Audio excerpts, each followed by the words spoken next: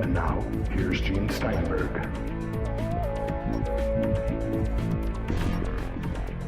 This episode of the Paracast is brought to you by Audible.com, the Internet's leading provider of audiobooks with more than 75,000 downloadable titles across all types of literature, including fiction, nonfiction, and periodicals. For a free audiobook of your choice, go to audiblepodcast.com/Paracast. That's audiblepodcast.com/Paracast. And now, on with the show. You know, one of the things we always try to mention because they get more and more fascinating is our forums at forum.paracast.com, forum.paracast.com. As you should know, Chris O'Brien, our co-host for this week, is one of our forum moderators, which means he takes all the guff.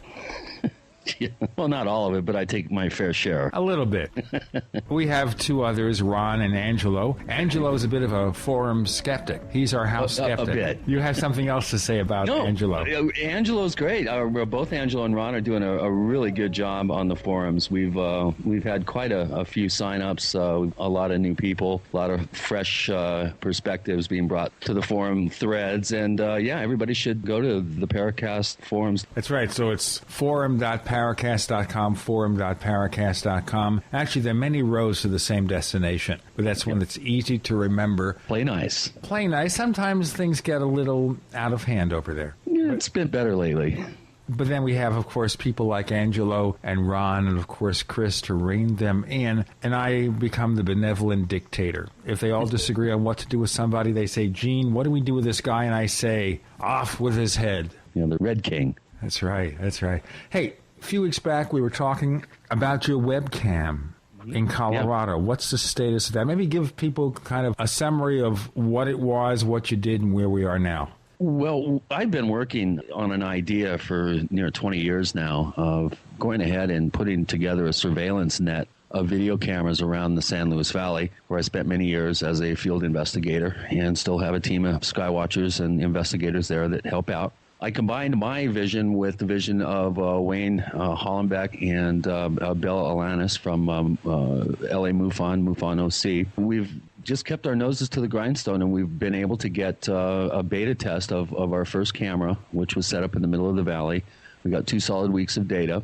And now we're in the final stages of getting a second and third camera together. We're going to do another 2-week beta test. We have a very world-class, top-of-the-line software designer and engineer who's putting together target acquisition, triangulation, and the ability for the cameras to all focus in on a single event. So all this will be coordinated over the internet. And we're really excited about the project. We have some pretty interesting footage already from the initial 2 weeks, which is enabling us to calibrate our system. And through the winter here, we're going to be doing another 2-week beta test with a second and third camera. And by the spring, we should be ready to go. I'm real excited about it. Okay, so hopefully we'll see E.T. when they land. We'll see Bigfoot when he goes out looking to forage in the forest. And we'll see whatever it is that's mutilating cattle in the San Luis Valley as well. Have we had any more mutilations lately?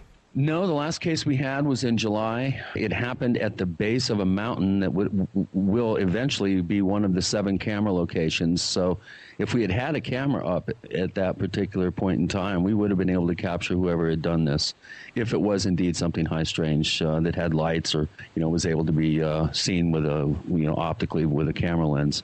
Of course, the camera would have been about 8,000 feet above the actual site, but these are pretty high-res cameras that go up to 36 times optical zoom. So we're real excited about monitoring the mysterious San Luis Valley and trying to get some real good quality hard data. Now, the question I have is when you try to do surveillance of places like this, quite often the phenomena deserts it temporarily. In other words, you put the cameras in front of something, and whatever it's doing, it goes away. Or in the case of the Sherman Ranch up in Utah, NIDS put up cameras looking at one another, and one of the cameras actually had all the wires ripped out of it while the other camera was filming, and they were unable to see any sort of perpetrator of the actual vandalism on the second camera. So, you never can tell in this realm what's going to happen, but we're hoping for the best. We have we have some good people working on the team and good people on the ground that are going to be helping maintain the system. So, we're hoping for the best. All you can do is give it your best shot and see what the data provides you with. And keep your fingers crossed and all that kind of thing. Now, as far as listeners to the Paracast are concerned, now I know you gave us a link some weeks back to the beta webcam, and maybe they were having some difficulty accessing your stream? Yeah, it was only up for 2 weeks. We decided to go ahead and we're going to have to get a dedicated DSL line to shoot the signal out of the valley. So right now we aren't up, but we were up for about 2 weeks through the MUFON OC website. So now it's down, but we're hoping here in the next week or two to get the thing back up and functioning. And as soon as we do, I'll make an announcement on the forum. Okay, yeah, we'll be looking forward to that and seeing what happens. Maybe one of our forum members will be sitting there watching it and seeing Bigfoot. Now, do you have a way of recording this data so we can get some digital movies? Yeah, it's all being recorded 24/7. Eventually, we're going to go into a record function when we have an event triggering the system. So we'll actually have a second set of recording that will be a composite recording from all the cameras, focusing in on a single event. Each of the cameras will be recording, though, full high-res data stream. Okay, so you just need a decent broadband connection to see all this? Yeah, anybody got $55 times 5 months and can help us out? We're always looking for some financial help for the system, but that's our plan. We want to at least get 2 weeks of streaming data to go ahead and calibrate the cameras. The first 3 of the 7 cameras that will be up. Now, we'll look forward to more. And by the way, maybe what you should be doing is at ourstrangeplanet.com, set up a donate link for people who want to donate to the webcam. That's a good idea, Gene.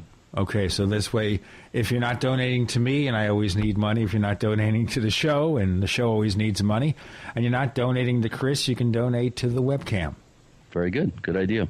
Okay, I'll help you set up that PayPal link so we can do it that way and help you along.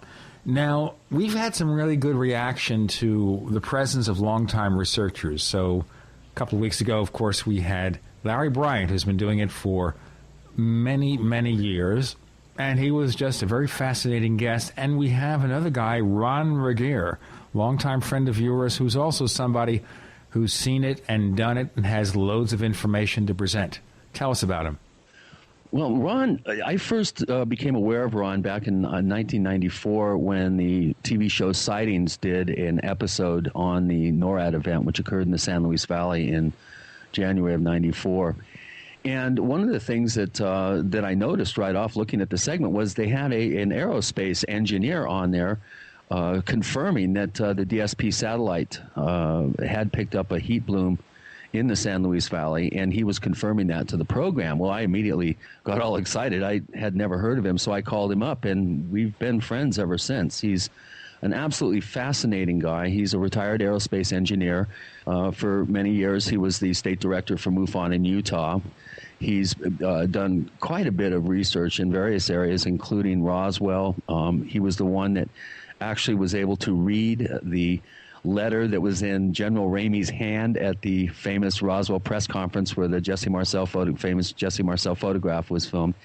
And he spent quite a bit of time and some money getting into the actual letter in Ramey's hand to read that. And we'll talk about that today. He's also been involved in being interested in UFOs since he was a kid. So, along with his 36 years of experience at Douglas Aircraft and Aerojet, he's also been a closet UFO buff as a kid, and now he's, quite public with his interest in UFOs. And he worked on the Apollo project. He worked on the Skylab. He worked on the DSP spy satellites and other. So he has a really solid background of experience, and we'll get to that. Absolutely. Ronald Regehr coming up next. Our co-host is Chris O'Brien. I'm Gene Steinberg. You're in the Paracast.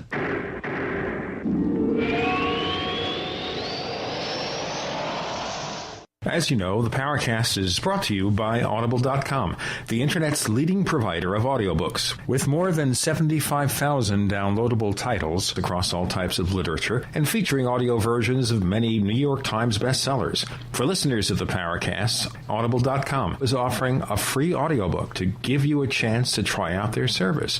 One book to consider, for example, is Above Top Secret, the worldwide UFO cover-up by Timothy Good. Timothy Good, as you know, has been a guest on the Paracast. Yet another book worth considering from Audible.com is Lies and Deception, UFOs and the Secret Agenda, from Timothy Good once again, and also from our old friend Nick Pope. As you know, Nick Pope has also been on the Paracast. This is another book that you're definitely going to want to check out. For this book or another free audiobook of your choice, go to audiblepodcast.com/Paracast. That's audiblepodcast.com/Paracast.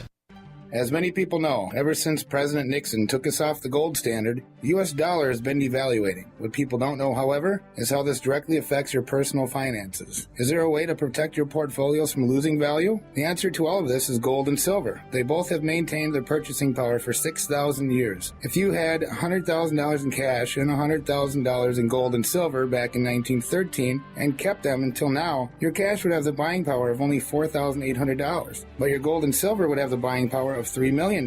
The answer to protecting your assets is simple. Call John Ballman today at 1-800-686-2237, extension 169. Get all your questions answered before your money is worth zero. Call 1-800-686-2237, extension 169. Take action today while we still accept paper dollars for gold. That's 1-800-686-2237, extension 169.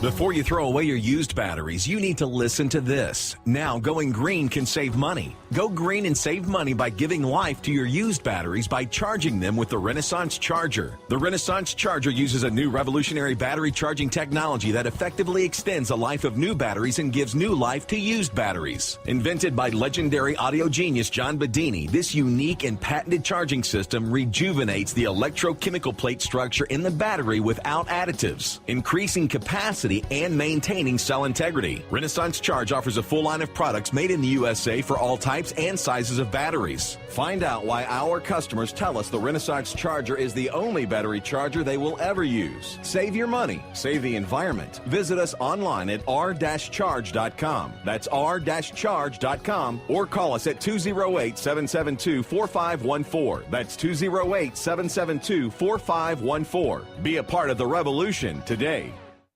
GCN and Battery Station are proud to participate in the 8th annual Christmas Drive for the Troops. This year, we're sponsoring the 171st Alpha Troop Ghost Squadron Sniper Unit high up in the mountains of Afghanistan. The conditions will be cold and miserable for these terrorist hunters this Christmas, but we aim to provide these fine troops with the best Christmas possible. A list can be found at batterystation.com.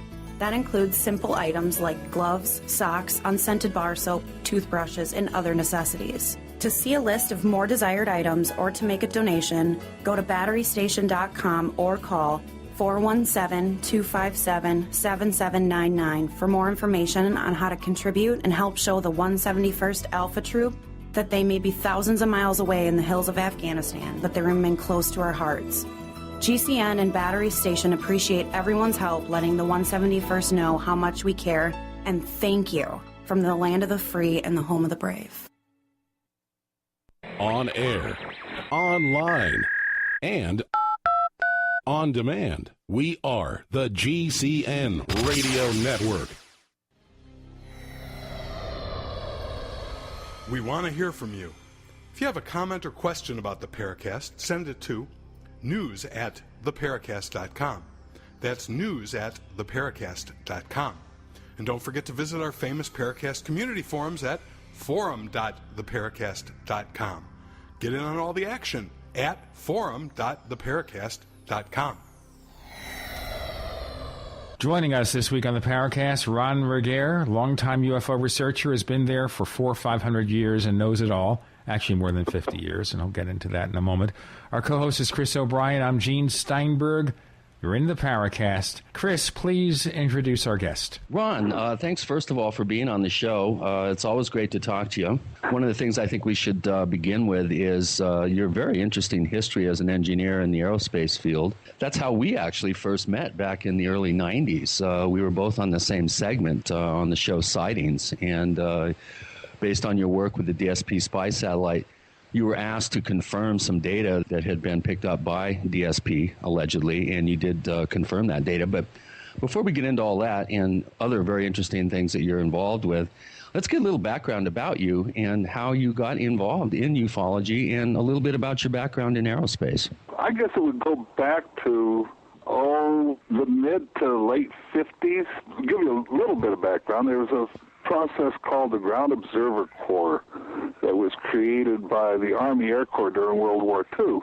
They were concerned that the Japanese or Germans might launch attack against the United States, and we didn't have nearly enough people in the military to watch everything. Well, that was disbanded at the end of World War II and then resurrected again in 1952 with the advent of the Soviet Union having long-range bombers. So my mother knew I was interested in airplanes, so she somehow got me enrolled as an observer in the Ground Observer Corps. And it was kind of heady for a 10, 11, 12-year-old boy. We had acetate templates that had all the different airplanes and silhouettes of hotline to call if we saw one of these airplanes, Soviet bombers. And, it was lots of fun. That got me looking at the sky. At the same time, in those mid to late 50s, we had a rash of, I would guess now we'd call them Class B movies, the afternoon matinees of all the sci-fi movies, 50-Foot Woman and Flying Saucers from Outer Space, and I Married a Spaceman, just a whole raft of these things. We would get into the movies for either a 7-Up bottle cap or a bread wrapper from Roman meal bread. I remember Mom didn't buy Roman meal bread because we made our own, but I'd scrounge the neighbors and ask them to save them. So we got to see those sci-fi movies, and boy, they all feature these really neat flying saucers. And so then I was really peaked in 1957 when the Soviets launched Sputnik, and I thought, those darn commies, they can't beat us. We invented the airplane. What are they doing? So that got me in the engineer's head. I just wanted to become an aerospace engineer, an aeronautical, astronautical engineer, and beat those commies to the moon. And so I did. But all along, there was this interest in flying saucers or UFOs. And as an aeronautical engineer, theirs are faster than ours. How do they do that? And so that was another driver for me. So those two paths of beating the dirty, rotten commies and finding out what made these flying saucers work, merged together somehow in what was left of my mind. And I went ahead and started pursuing more and more of that sort of thing. And haven't stopped. Now, early on, did you find yourself maybe agreeing with Major Donald Kehoe that UFOs were manifestations of the presence of E.T.? Yes. As a matter of fact, I was watching the TV show when he was cut off the air. I don't know if very many people remember that, but he was actually bucking the party line when he said that they were from outer space, and the network cut him off the air because he was violating the script agreement they had with the Air Force. Right. Well, apparently what happened here, and I remember the item in Kehoe's book about it, he was going to go on this feature about UFOs, and then he became so frustrated he deviated from the script. You're right.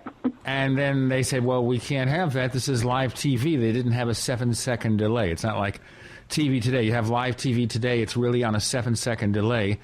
So they can delete something that's unmentionable. In fact, that's how our show is aired, by the way. Even though we take pains to make sure there's no defamatory content or one of the famous 7 dirty words, the network puts us on 7 seconds later, so they'd listen. We can't get away with it. I can't blame them. I've promised before everybody, all your listening audience, I will not have a wardrobe malfunction during this period.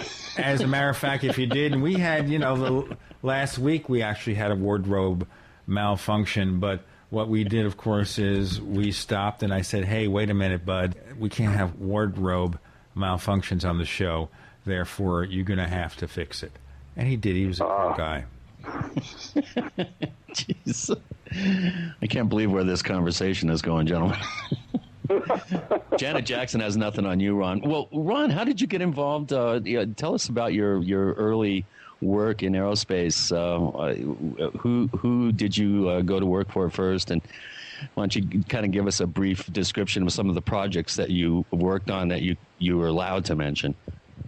Okay, I started out as a young graduate engineer working for Douglas Aircraft Company, and they opened up a facility in Huntington Beach, and I was really interested in old airplanes, and so I'd spend weekends working at the airport on this old airplane, just scraping rust and trying to get it in flying condition. And there's this old geezer there. I mean, he must have been all of 60 years old, and he was working on it. He wasn't much of a talker, but he eventually, after about 3 or 4 weekends, invited me to coffee and a little chat at the airport lounge. And it turns out, during the course of the discussion, we both worked at the same place, Douglas Huntington Beach. So he said, well, this is my racer. I designed this racer. I said, wow, that's pretty cool. And he said, if you'd like to see the blueprints, you can come on up to my office. And I said, oh, I'd love to see them. So following Monday, I went up there, and it was on the 3rd floor, which is the executive suites at Boeing Huntington Beach, Douglas Huntington Beach. They later became Boeing. So I was enthralled. I had to have a key code to enter that 3rd floor. The elevator would go up, but the door wouldn't open without the proper code, and that was impressive. And then I got in, there's carpets. It was real thick, and the secretary had a desk about the size of an aircraft carrier and a fountain up there on the 3rd floor. This was heaven. And here was this old grizzled guy, and he was wearing a suit and invited me in and spread out these blueprints. And as we were going through them and exchanging just oohs and ahs and talking about NACA wing section and chord sections, his secretary buzzed him and said, your 10 o'clock or whatever time it was is here. I'll tell you what, we have something that's here also. It's break time. Okay. And we'll be back with Ronald Regehr. We have co-host Chris O'Brien. I'm Gene Steinberg. You're in the Paracast.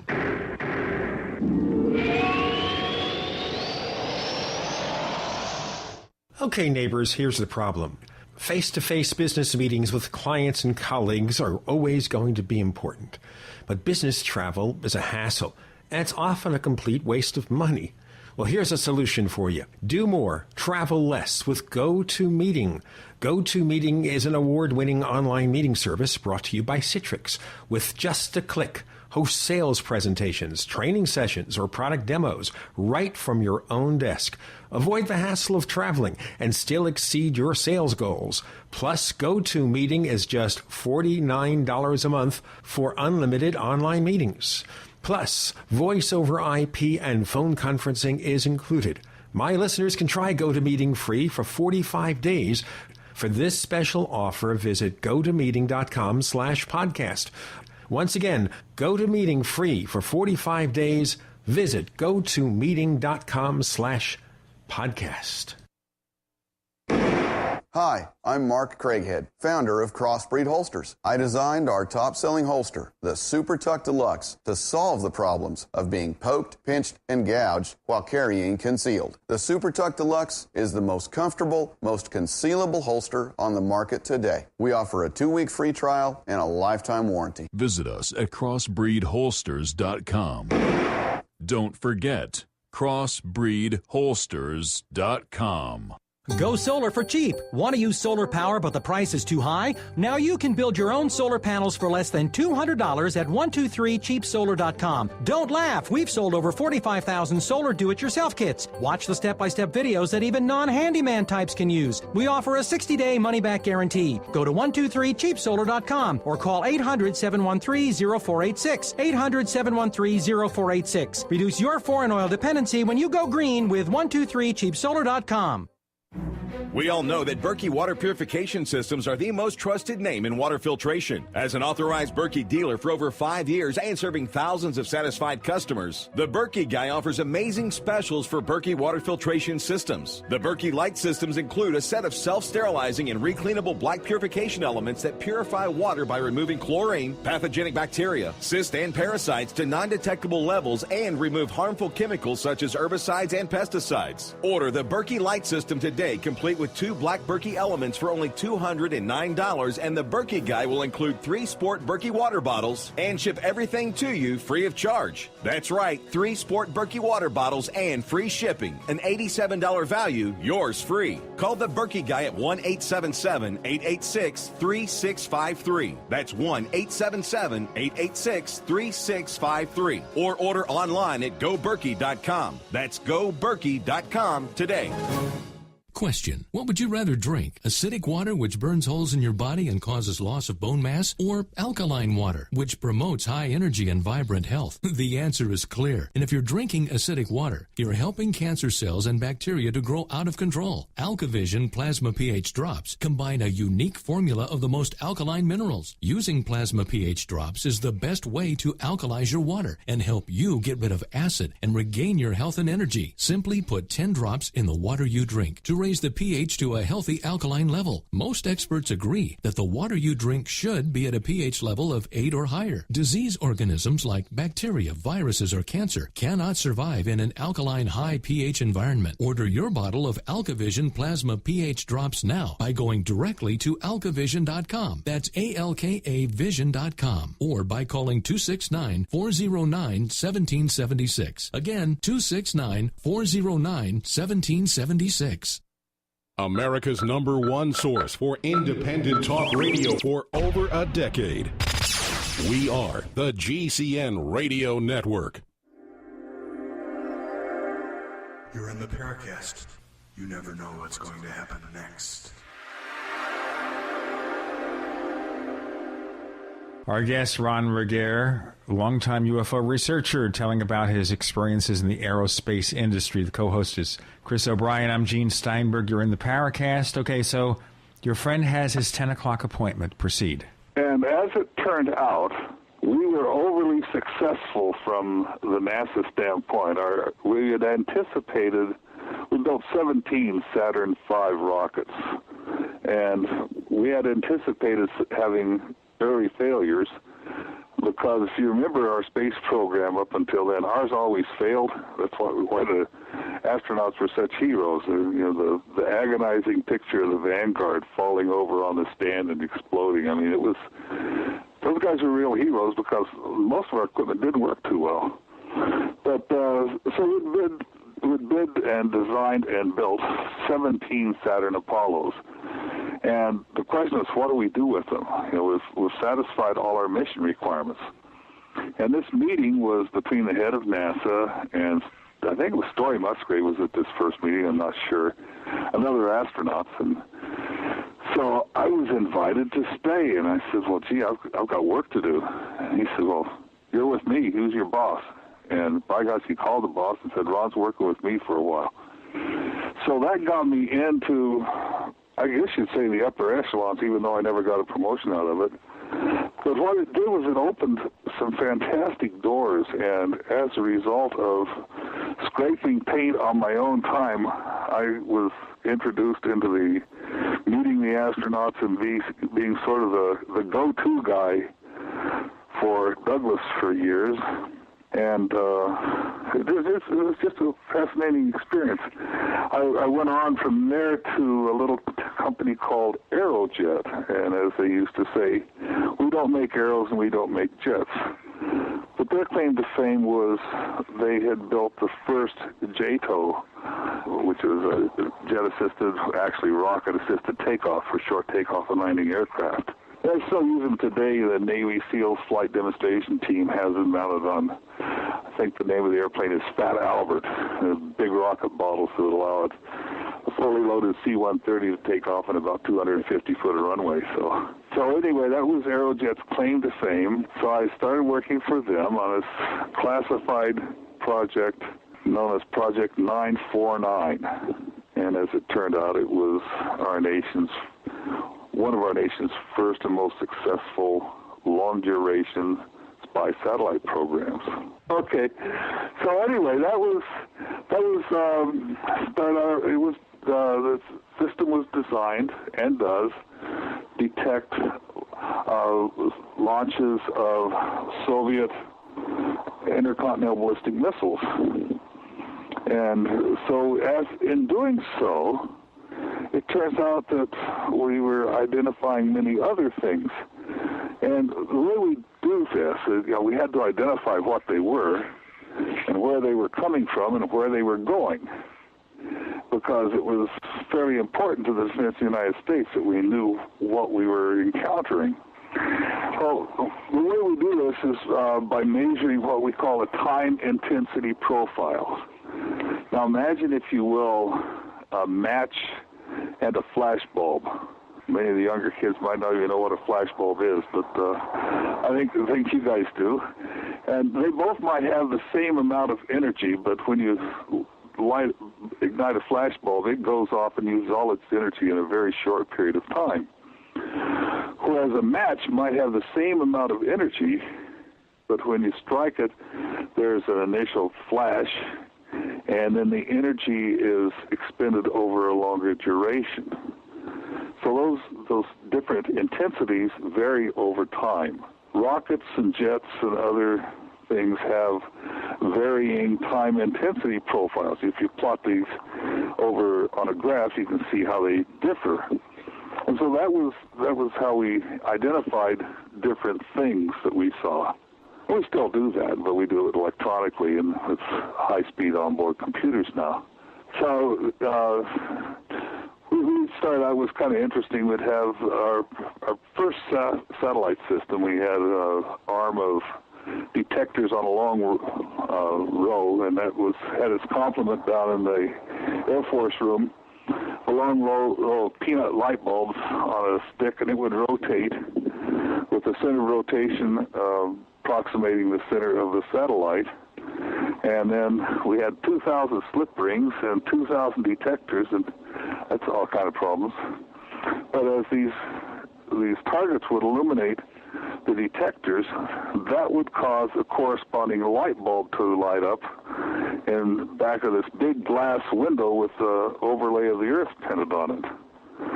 And then there was an Air Force guy with a grease pencil that whenever a light would flash, he'd mark an X. It was pretty primitive. Yeah, and, that's real analog, boy. Yeah, boy, it was. And so we'd have these series of X's, and 3 X's equaled a launch. And so that was the defense of the United States for several years here. That was so basically this entire country's security, ladies and gentlemen, depended on the light bulbs working. We didn't have these CFL light bulbs then. I want to ask you, obviously, the $76,000 question here, because all that inflation, $64,000 doesn't cut it anymore. Okay, in setting up all this, find any bogeys, any UFOs? Yeah, we'd have things called valid IR sources and unknown events. And we started, I was wondering, what are those? Because they weren't glitches in the system. All electrical systems occasionally have something interfere, something that causes a little tweak. But these were real targets. These were real things. And we would get about 1 or 2 of those a day that would trigger our sensors. And everybody would get all excited, and turns out that they were probably UFOs. Well, they were UFOs, but extraterrestrial vehicles of some type. And that came to a head on the December 1984 event, and that was where valid IR source came from deep space, crossed in front of our star sensor, which we used to align the satellite to make sure we were pointing correctly and where we were pointing and when we were pointing where.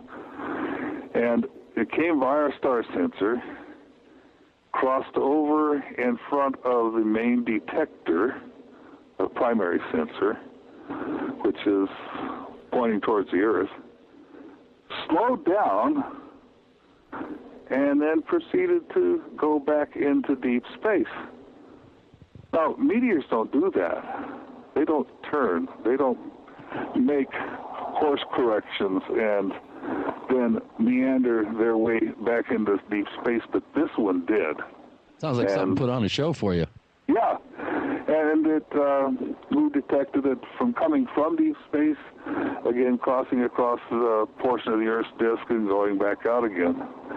And so that one was. What was the official conclusion on that event? Do you remember? Valid IR source unknown. And and then several years later, maybe 10 years later or so, I got I wrote the report on that one and submitted to the Air Force, and I don't know who all did what with it. But about 8 to 10 years later, I received the page of that report on my home fax machine. And I thought, holy Moses. I actually thought another word, but that's one of the words that we can't say. And so I got this thing, and it was after hours, and I lived 53 miles away from work. Okay, now the thing that you got on your machine there, we have to do a little cliffhanger. This is cliffhanger time with Ronald Regehr about his longtime UFO research and experiences. Chris O'Brien's the co-host. I'm Gene Steinberg. You're in the Paracast.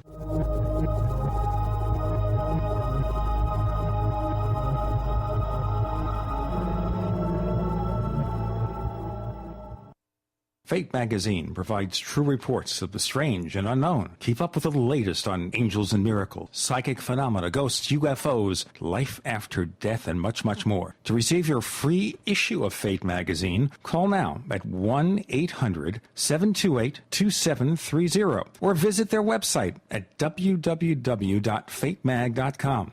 That's 1-800-728-2730. What are you waiting for?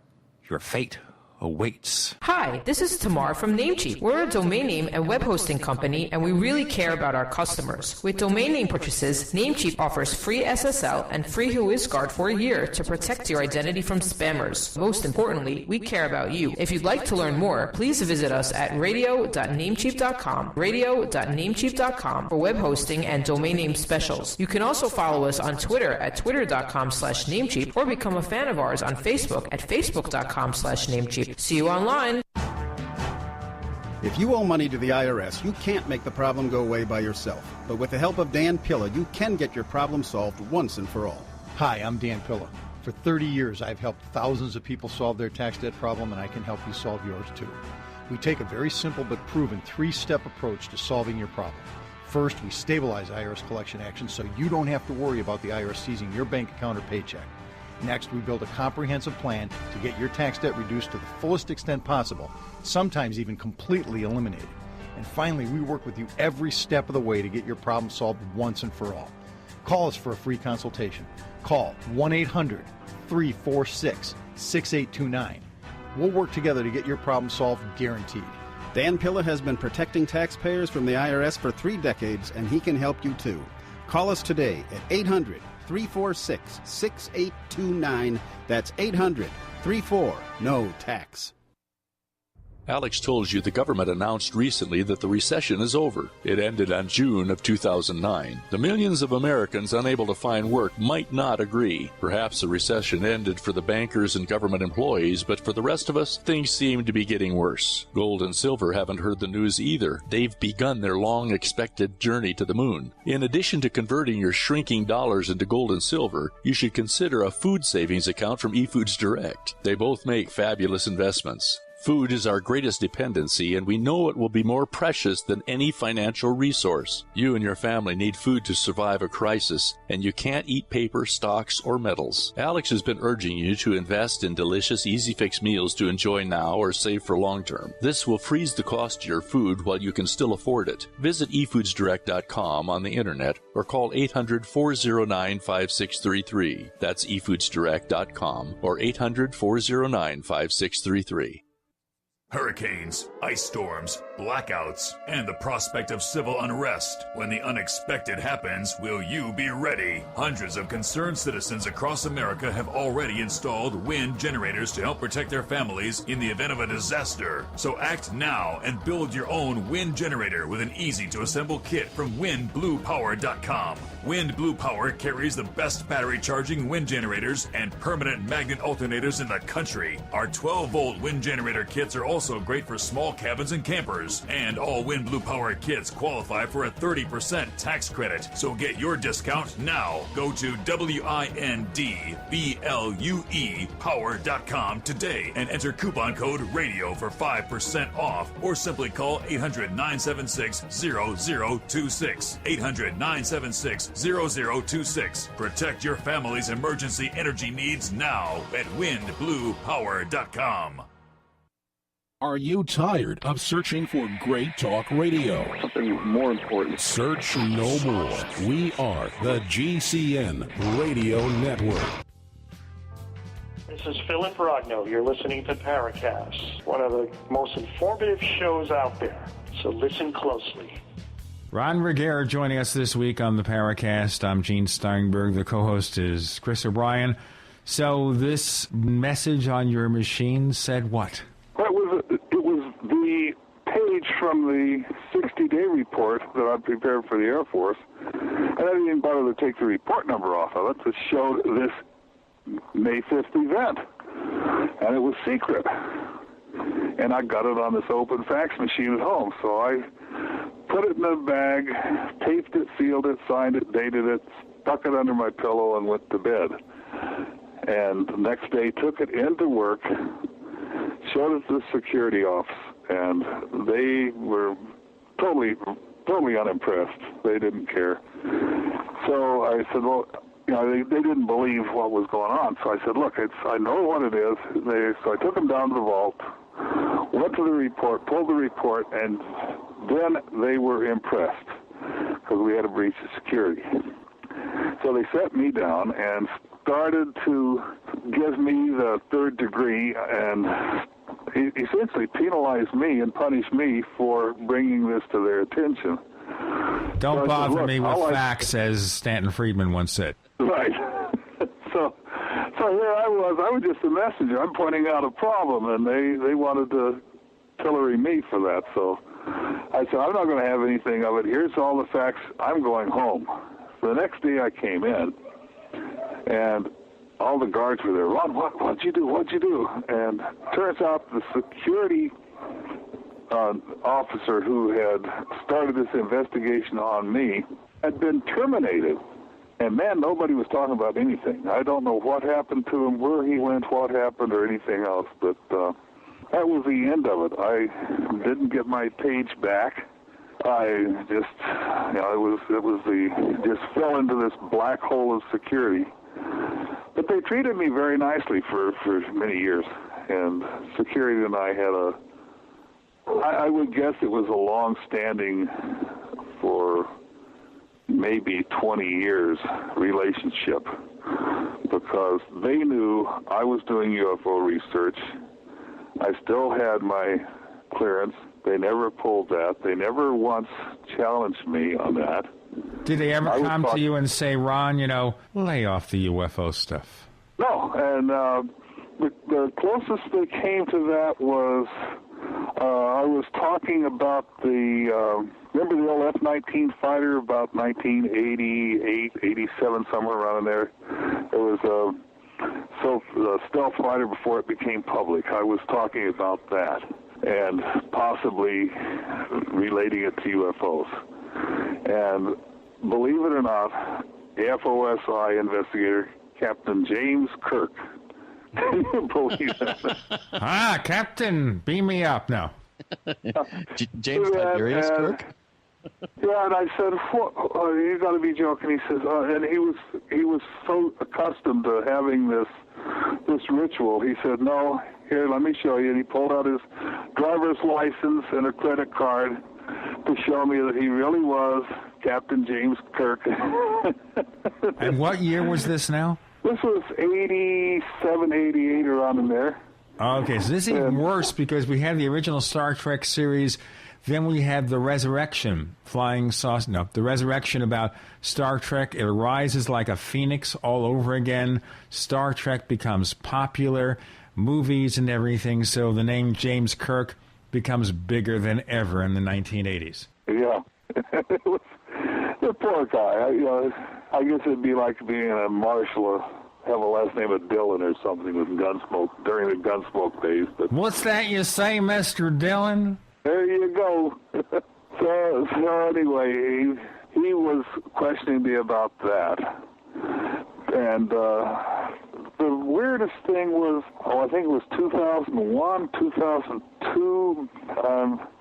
I gave a presentation at Laughlin on the DSP, fully expecting to get really called on the carpet about it. And instead, remember the Laughlin conference lasted a week. And this gentleman in the crowd came to me after my presentation and wanted to talk to me. And so I talked to him, and as it turns out, he said, I've got something for you. He said, but it's back at my office in L.A. Will you be here all week? And I said, sure. So he came back, and I think it was 2 or 3 days later, and we went up to his room, and he gave me a sketch made by one of his people, as he put it, of that December 1984 object as viewed from another space platform. So that was pretty cool. This is, it looks like a bivalve mollusk UFO. So that was the closest I got to the Air Force acknowledging, or it turns out he was a colonel in the Air Force. And I made him show me his ID on that one as well. Now, let's point to another area here of your interest. When did you become associated with MUFON? That was in the late 80s. I joined MUFON, but I didn't really do anything. I just got the journal. Yeah, because I wanted to do my own research. I didn't want to be tied down by an organization. And then I had a couple of friends, and I started working and attending MUFON Orange County, which is different, and they weren't directly affiliated with MUFON International. They just sort of used their name. So I looked at it as the same thing, but actually it was not, but I didn't realize that. So you were basically associated with MUFON, but not MUFON. Yeah, well, what it is anybody apparently at the time could call themselves a chapter of MUFON, and nobody could do anything about it. Okay, they had no trademark issues you were a member of MUFON, like that. You could hold meetings and say they're MUFON meetings. And, okay. Well, are you now with the national organization? Yeah, and the national organization or international organization had no protections in place to prevent anybody from using their name. And so there's nothing nefarious about it. It was just an awkwardness that existed for many years. Now, I want to give you a red herring question here about MUFON, okay? Because there is a thread in our forum saying that somebody in the leadership of MUFON has come out in favor of the Billy Meyer contacts. What's that all about? Have you heard of this? Yeah, that's George Fowler. He's Eastern Regional Director, and he has some Billy Meyer photos on his webpage. And he's also before retired Colonel Stevens, Wendell Stevens retired Air Force, before he passed this a month or two ago, he and George shared a lot of experiences, and Wendell, who had become friends with Billy Meyer, showed a lot of stuff, shared a lot of information with George Filer, and George stated on one of his Filer's files, I believe is what he calls it. Right, we get it every week or two in the email box. Right, it comes out once a week. And in that Filer's files, he said, Wendell Stevens assured me that Billy Meyer's photos were authentic. I think it was the photos he said were authentic. Well, you know what? I don't know whether to laugh or cry. Yeah, well, it's one of the problems we have is MUFON, as a rule. I shouldn't say as a rule. It's sort of we are pretty spread thin with investigators, and George and Wendell had a good relationship, and they're more than welcome to have their opinions and say what they want to say. I can't. But as far as Michael Horn's taken this ball and run with it, and as we might imagine. By the way, Michael Horn, ladies and gentlemen, is the USA representative for Billy Meyer. He's their American representative. I don't think he receives a paycheck from them, or at least he claims he doesn't. He's been on the show. He was on the Paracast during 2006 for a couple of episodes, and then we kind of banned him from the show. We gave up on it. We looked at the wedding cake photos, had a big laugh, and that was it. And I guess, if an individual person in MUFON wants to embrace that case, that's their privilege, but I don't think it really makes the organization come across too well. No. Yeah. So my thought is, if anybody who puts a case on our MUFON board, the CMS, as a current case, we investigate it. So if Mr. Meyer were to post a current event on the MUFON board, we would probably, if we have an investigator in Switzerland and he had the time, would investigate it. So we don't just respond to external stimuli and investigate anything and everything that may or may not have happened in the past. We just don't have the resources for that. I'll tell you what, we'll get into more of this with Ron Regehr in our next segment. Chris O'Brien's the co-host. I'm Gene Steinberg. You're in the Paracast.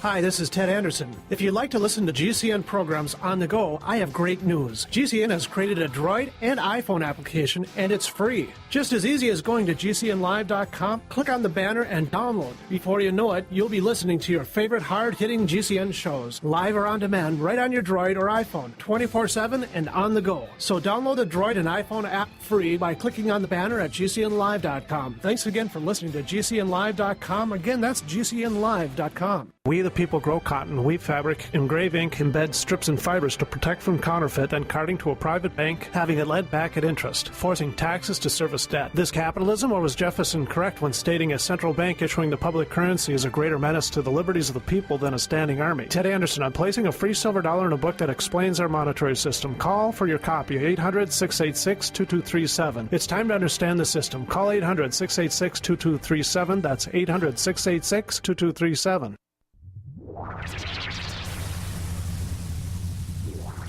Welcome back to the Paracast, the gold standard of paranormal radio. And now, here's Gene Steinberg. Okay, we vowed never to mention the M word on the Paracast, but sometimes we have no choice. We do mention it. Ron Regehr is our guest this week. The co-host is Chris O'Brien. I'm Gene Steinberg. You're in the Paracast. Let us segue very quickly from the M word in the case and he who shall not be named, which is, of course, the name we gave to the person who represents him in the USA. Let's move away from that. Let's not resurrect the past. But you've done some on-site research in a lot of areas. Because we only have a 2-hour radio show or a 3-hour radio show, and we don't have time to cover everything, Chris was telling me that among the cases you looked into was Roswell, and you had some interesting findings. How did you get involved in that? Okay, I think everybody sort of gets a peripheral nudge. It's been in ufology from Roswell, one way or the other. You think? The granddaddy of all UFOs. My involvement began with a gentleman by the name of James Bond, and he was a photographer for the newspaper in Fort Worth Star-Telegram. And so James Bond Johnson took a series of what you could either call famous or infamous, depending on your point of view, photographs of stuff in General Roger Ramey's office on the floor on July 8th, 1947. Now, this was purported to be the wreckage from the crashed UFO from Roswell. A little bit of background, I'll keep it under 2 minutes if I can. Somewhere in late June, early July, something came down on a ranch in New Mexico. The rancher, Mac Brazil, who was a ranch hand on the ranch, took this stuff to the sheriff's office. Over the course of a period of time, they called George Wilcox the sheriff. He called the Air Force, and the Air Force intelligence officer for the 509th Bomb Wing, Major Jesse Marcel, and Captain Sheridan Cavett, who was the CIS, not remember what CIS stands for right off the top of my head, went out to the ranch with the rancher, spent the night there, picked up a bunch of this stuff, threw it in the back end of their Buick and the Jeep carryall, drove it back to Roswell, and apparently on the way back, Major Marcel stopped at home and showed it to his wife and son, Jesse Marcel Jr. And now Jesse Marcel Jr., by the way, who right now is a retired physician, he was on the Paracast a couple of years ago. He has a book out on the subject where he touched some material they brought to the house. Right. So this material then apparently was taken back to Roswell Field, packaged up, loaded in a B-29, and flown to Dallas-Fort Worth, where the packages were taken to General Ramey's office. According to Mr. Johnson, who I think he passed in 2006, I'm not sure, I'll check my notes, but it was just a couple of years ago, very recently. He got there, and he was friends with, I'm not remember the name of General Ramey's aide. He's in the photographs there with him. But anyway, they were going back to the B-29 to see the bigger pieces, and they said there's several packages of debris in the office. Why don't you go unwrap them? Because there was a tight schedule to meet the East Coast deadline. Remember, the newspapers were the medium then. We didn't have much in the way of live TV. This was not the 24/7 news cycle of now. Yeah. Okay, now we obviously have mentioned many things about the Roswell case. Let's get specific to your involvement of it, okay? And so anyway, he took these series of photographs, 6 photographs, 2 with Major Marcel, 2 with the general by himself, and 2 with the general and his aide. Time passed, they were published in one magazine, one book. Nobody remembered it until the case was resurrected. But then along comes General Ramey's widow in 1998, and she asks George Fowler, the same George Fowler we mentioned earlier, if he could shed any light on these photos, because her son and daughter, the general's son and daughter, were upset because their dad was getting some bad press for lying to the American people. And she wanted to know what was in those photographs, if it was a Roswell debris or not. So George knew James Bond Johnson, the photographer, called him James Von Johnson had just seen one of my UFO presentations at Orange County MUFON, and he liked the idea that if I didn't know something, I said I didn't know it and didn't make things up. So he wanted me to evaluate the photos and see what they were. He thought it was debris that he couldn't remember too well. So we ordered some 16 by 20 prints of each of those 6 photos and started doing an analysis of them. I'll bottom line it for you, and then we can go into any amount of detail you wish. Nothing in any of those photographs was from a mogul balloon. The Air Force lied. That's the bottom line. All right. Now, okay, we're in 2010 as this show is being taped.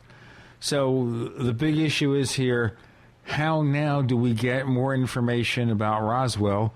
Where's the smoking gun? Because it's a lot of fascinating information. Certainly, maybe it's not mogul. It's not this, it's not that. Does the military have the wreckage still? What's going on? Can we ever get to the bottom? I believe they do. But they're not going to tell us. I believe they've got many recovered craft. And probably occupants as well. I would be shocked if they didn't. But my involvement with the Roswell photographs was to do the analysis on what was in them. And I can assure you there's some bizarre things. There's what looks to a casual glance to be balsa wood, for example. There's hollow tubes that you can see in them. There's an I-beam with strange symbols in them, just as described by Jesse Marcel Jr. The balloon material has what looks like solder droplets. But the most compelling and revealing of all is the memo, the written text that's held in General Ramey's hand. And we've been able to read the memo, almost all of it. And it talks about the victims of the wreck forwarded to Fort Worth, Texas, and tells about how a weather balloon would be a good cover story.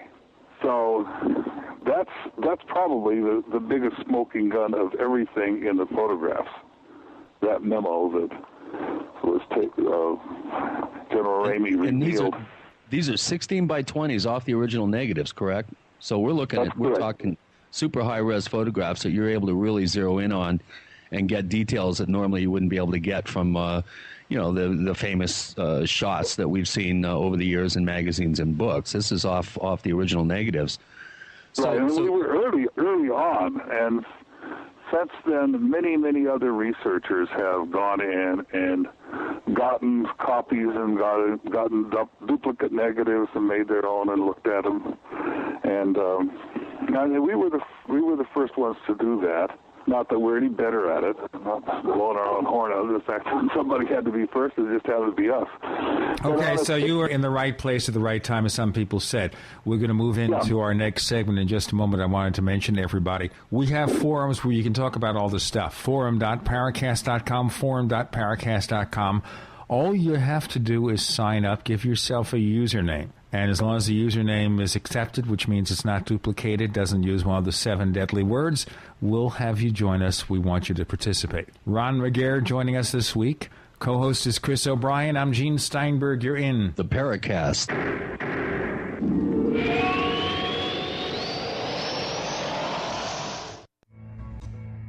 Is there a secret UFO agenda?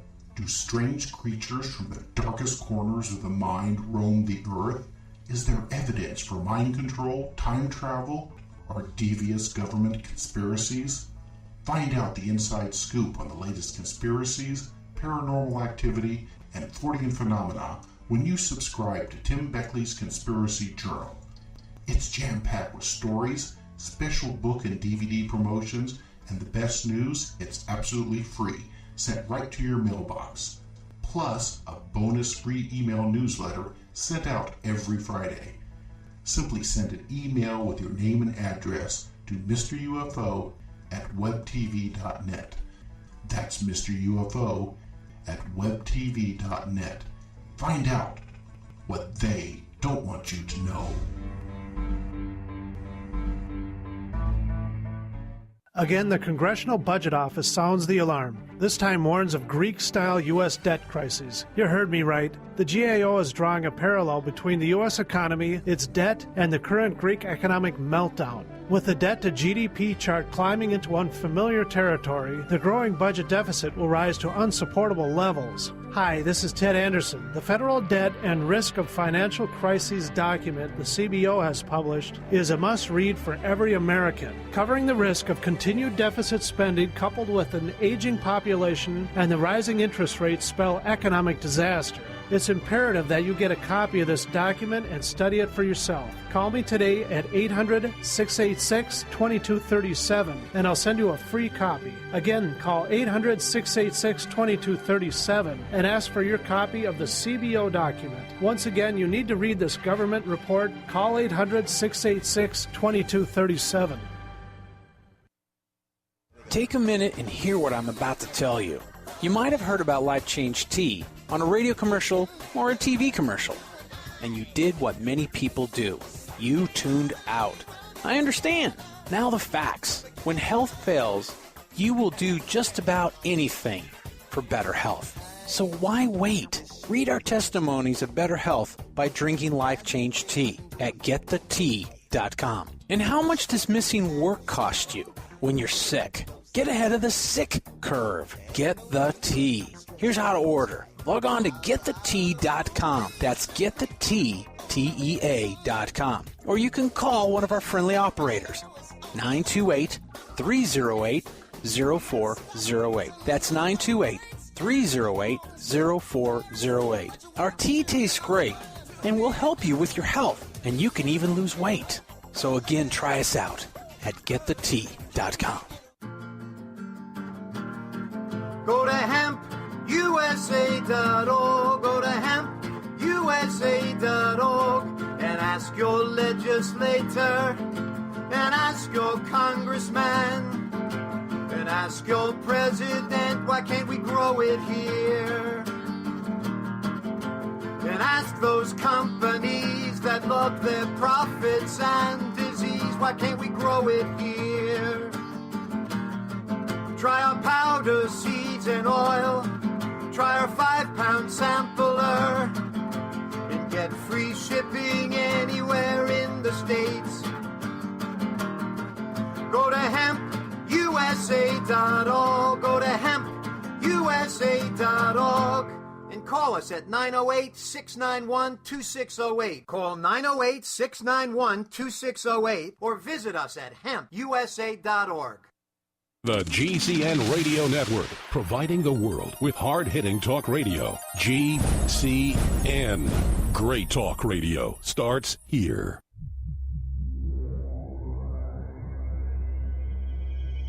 You've entered another dimension. You've entered the Paracast.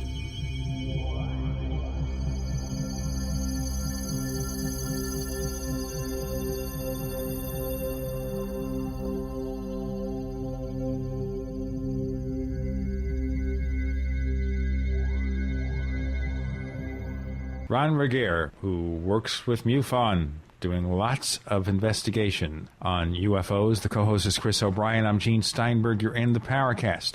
Okay, so today we have the amount of material that you've got. What can we do today if the U.S. government has Warehouse 13 with the wreckage from Roswell? Maybe they're keeping the alien bodies on ice. How do we get them to tell us what they know? Oh, I wish I knew that. I've written... We want to know everything. We want all the answers. We can handle the truth. Send $10 to Chris O'Brien, P.O. O'Brien. We'll send you the answers. Yeah, right. Thanks, Ron. Let's dovetail from one crash potential crash retrieval to another one. I remember back in, I think it was 2003 or 4, there was a story being floated around by some area investigators. You were state director, I think, at the time for MUFON in Utah.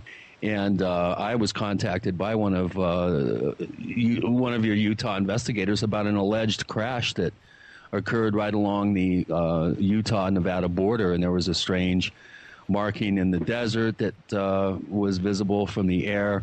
And there seemed to be something kind of nefarious going on with the site. A famous woman UFO investigator happened to hear about the story and did a complete investigation. Now let's mention who that person is, okay? Well, I love it. I love her dearly, but boy, she's the dragon queen of ufology. Linda Moulton Howe was brought in on the case, did a site visit, and something didn't quite add up in your mind, if I remember correctly, Ron, and you did your own investigation. And why don't you kind of lead us through what happened after that?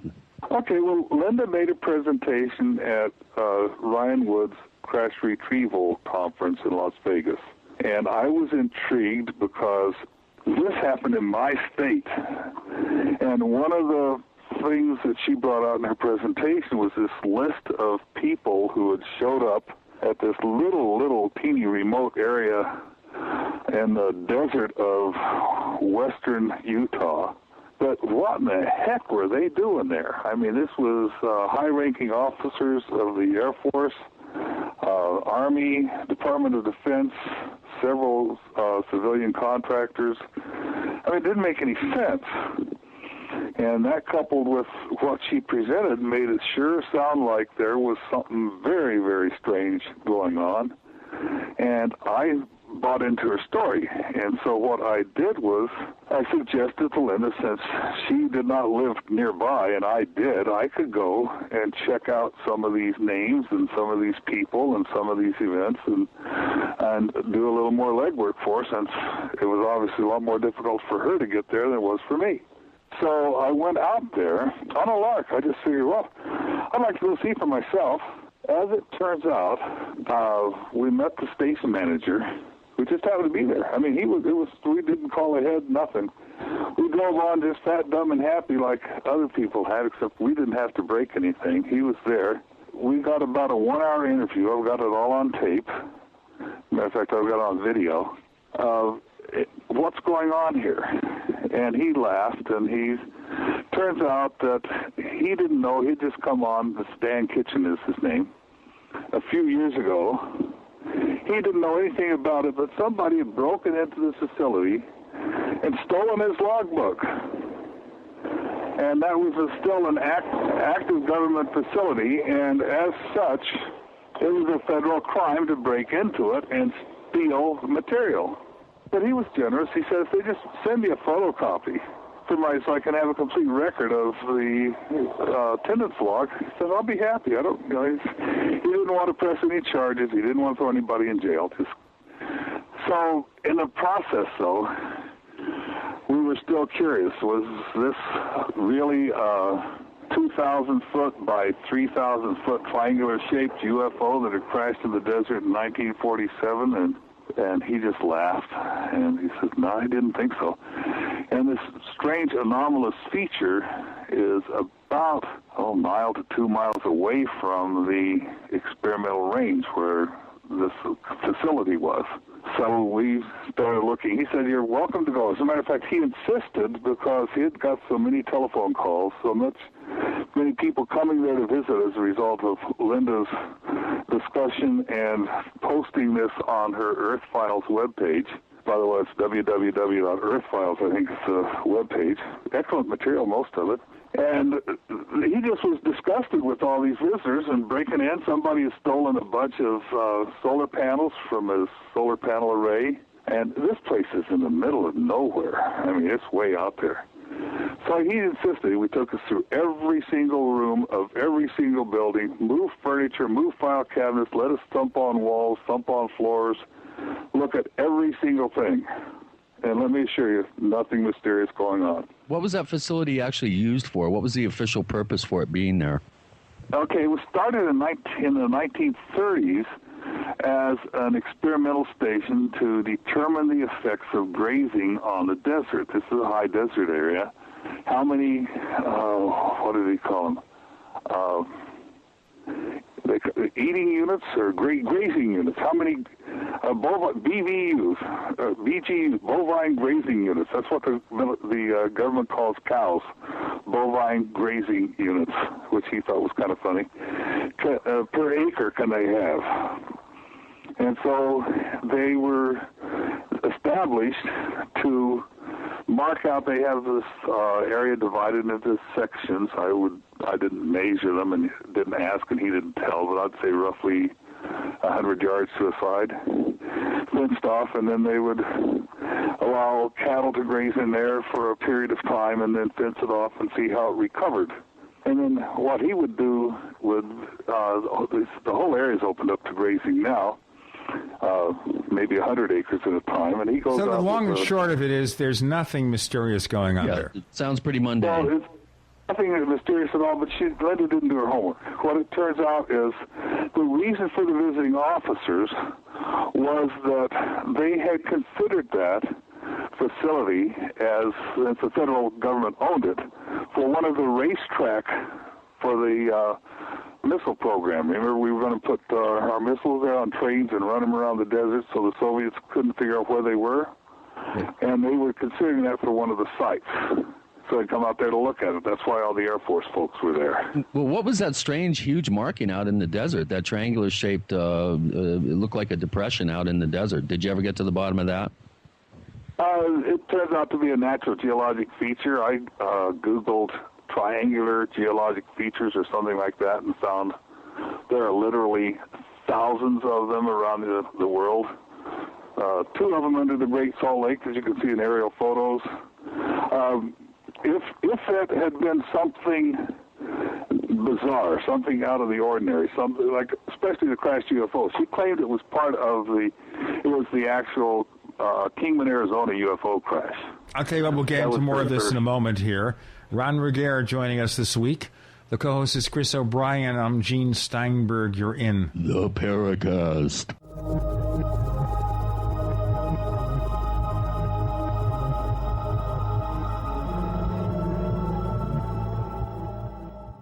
Ray Perkins, a reclusive veteran burned out from the Gulf War, lives tortured by relentless, perplexing nightmares. Nightmares of a horrific battle in deep space and of a mysterious woman suffering in agony for her devastated world. A woman not yet born, calling across centuries to him.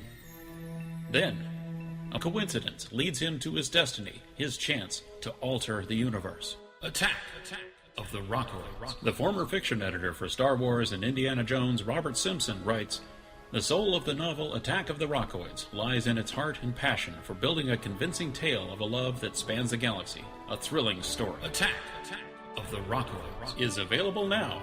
Read a sample chapter and get a special discount off of the cover price at our website, rockoids.com. That's ROCKOIDS.com. Attack of the Rockoids, a novel in the grand science fiction tradition."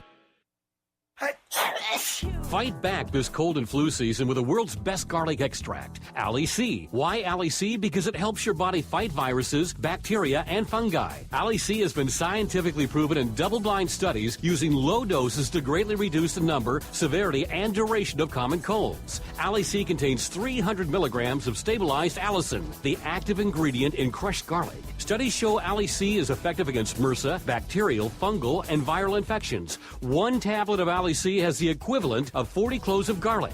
Ali C supports your body's resistance to all types of conditions and can help lower high blood pressure and high cholesterol. So boost your body's resistance to infection with nature's best garlic extract, Ali C. For more information and to order Ali C, call 877-888-7126 or go to garlichealthproducts.com. That's 1-877-888-7126 or go to garlichealthproducts.com for your Ali C today. You may not be thinking of lead and brass as precious metal investments. And you may not be thinking about ammo when we say Battery Station. But you should, because Battery Station has a large inventory of the most popular calibers. Just go to batterystation.com and click on ammunition. There, you'll see where Second Amendment patriots invest in precious metals for .380, 9mm, 40 cal, 45 ACP, 38 Special, 357 Magnum, 223, 30-06, 308, and more. Be sure to look for the October GCN specials in blue boxes, too, at batterystation.com. We shoot what we sell, and all battery station ammo is all factory, no reloads. You'll enjoy great customer service, great prices, and fast shipping. Plus, all orders over $30 will receive a free patriotic flag. So invest in gold and silver, but don't forget about investing in lead and brass, too, at batterystation.com. Call 417-257-7799 or go to batterystation.com today. Most Americans believe famine and hunger will never happen. But what if? Day 1, mayhem breaks out at grocery stores. Day 3, families are on edge. Day 5, the neighbors come knocking. Day 10, small bands of thieves begin stealing at gunpoint. Day 15, desperation, but the government can't help because there's no food left. Introducing the Grab-and-Go Emergency Food Supply from Solutions from Science. 84 delicious, nutritious food servings, including breakfast, lunch, and dinner entrees. Enough to feed 4 adults for a week. Every meal 100% vegetarian for longer shelf life. Claim your Grab-and-Go Emergency Food Supply today at foodshortagesolutions.com. That's foodshortagesolutions.com. Or call 877-327-0365. 877-327-0365. Grab-and-Go Emergency Food Supply. Better a year too soon than one day too late. On air, online, and on demand. We are the GCN Radio Network. Hi, this is Nick Pope. You're listening to the Paracast. As the show progresses, neighbors, Chris' voice gets deeper and deeper, and soon he'll be totally asleep. But he's also co-host this week, so he has to stay awake. The guest is Ron Regehr, longtime UFO researcher. I'm Gene Steinberger in the Paracast. So the long and short of it is, what is Linda Moulton Howe saying about this case that turned out to have nothing to it? Well, she was claiming it was a crashed UFO, and it was too big to transport, so they covered it up and used apparently heavy equipment to cover it up because it protrudes. This is about, roughly 3 to 4 foot higher than the surrounding desert terrain. That's why you can see it. It turns out that if it was a Kingman, Arizona crash, they had 11 days to get the troops assembled to cover it up because the photograph was taken 11 days after the Kingman, Arizona crash. They couldn't have done it in that period of time. So you put together, I think, a 20-page report, and you sent it to Linda. What happened? I sent it to Linda before I published it. Saying, this is what I discovered. I'd like you to have a chance to review it and comment on it before I publish it, because I don't like to publish things behind people's back. She ignored it. Then I went to physically saw her at the following crash retrieval conference and gave her another opportunity because she was going to present on the same dang thing, an update on that. And I says, Linda, there's nothing to it. And she was adamant that she was right, that I was wrong, and so she was somewhat embarrassed. So you're wrong here. So what were you, part of the problem? A government disinformation agent? What? She never said. She just said she was going to present it. The other case in Utah was you'll love this one, young boy, either 2 years old or 5 years old, depending on which part of his story you want to believe, who helped his father design and build the first transistorized radar station on a place called Blowhard Mountain in Utah. Well, that explains it all. I don't have to say anything more. I loved it. It turns out there are 2 radar facilities up there, neither of which has ever been owned by the federal government. And that was a simple call to the county recorder's office.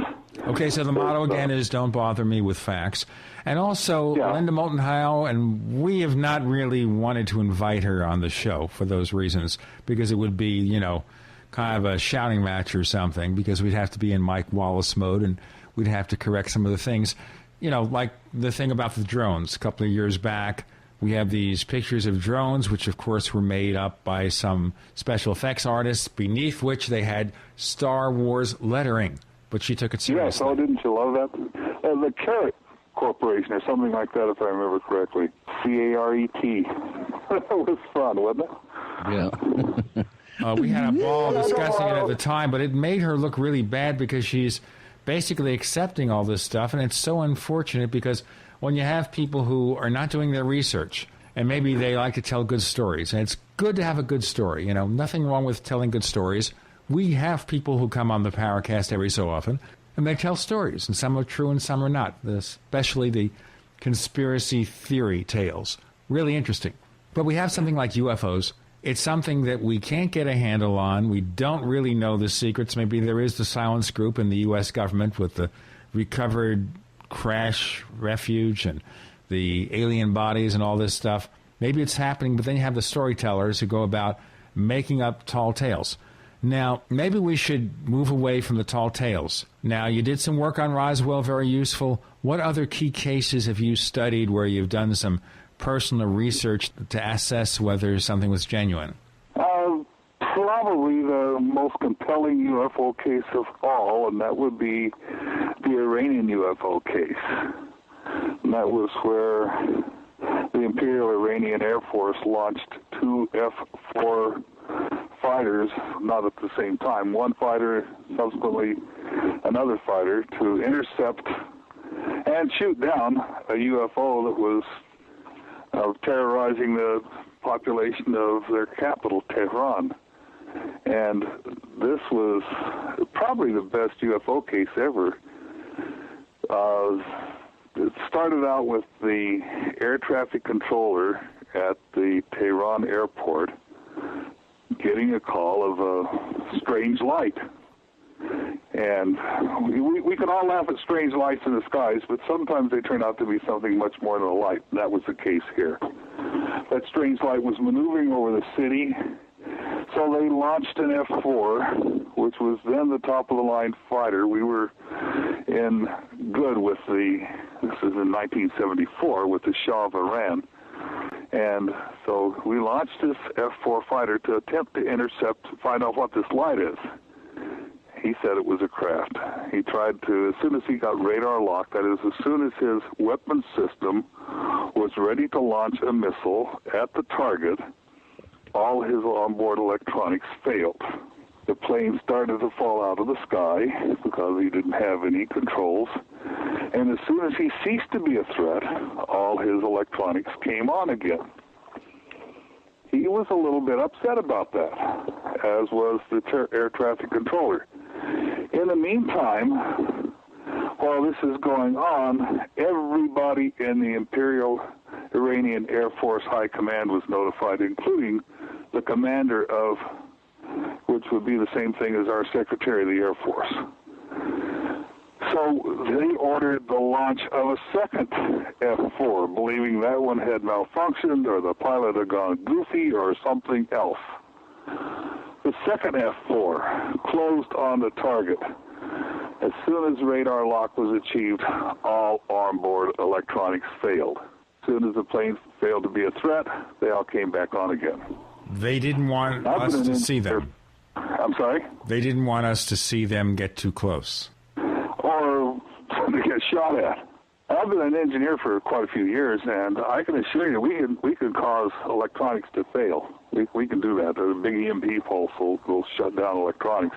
So you think that maybe a civilization that's a couple of thousand years ahead of us can do that at the snap of a finger? Yeah, well, they did it there, snap of a finger twice. And so I reported on this. This was also seen by 2 commercial airliners, their crew and passengers. But the most compelling of all was my involvement, and we spotted it from our DSP satellite. And so we had 38 frames of observation of this thing. It was not only over Tehran, it continued on from Tehran over across somewhere around Portugal where it was last seen. So here we have this event that was detected by about 500,000 people on the ground, windows broken, car wrecks, people panicking.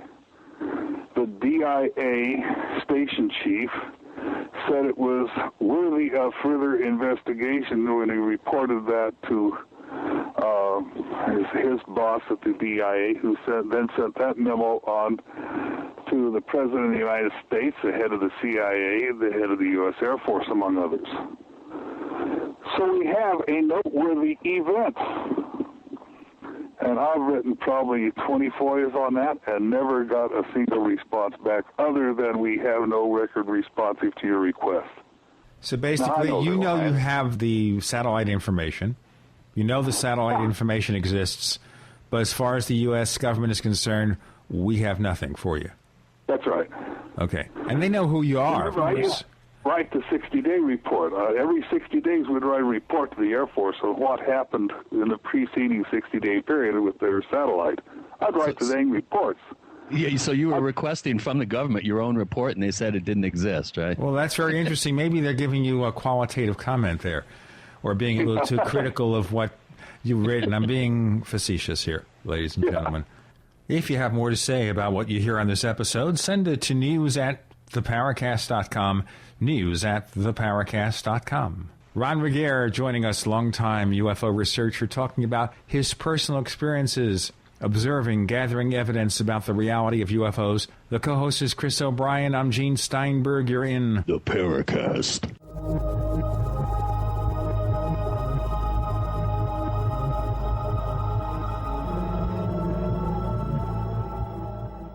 Are you ready to order the official Paracast t-shirt? You asked, we answered. We're now taking orders for the official Paracast t-shirt. It comes in white, 100% cotton. The front of it features the same logo that we have on our community forums. On the back it says, separating signal from noise. To order the official Paracast t-shirt, here's all you have to do. Visit our new online store at store.theparacast.com. One more time, that's store.theparacast.com. You can use a major credit card to place your order for the official Paracast t-shirt. Hey neighbors, we have one more thing to talk about, and that's more merchandise at the official Paracast store. We have hats, we have jackets, we even have a flip video camcorder customized with the Paracast logo at the official Paracast store. It's all now available at the official Paracast store, store.theparacast.com.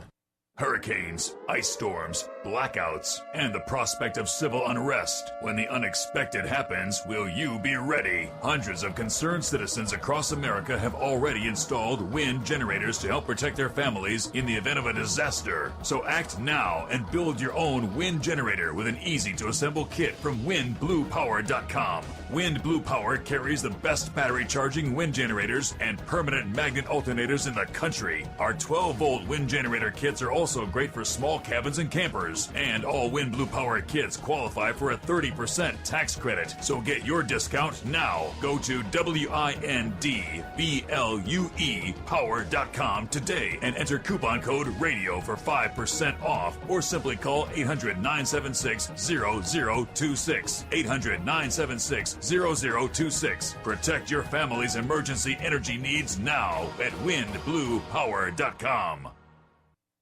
Is it really possible to get out of debt without payment plans or attorneys?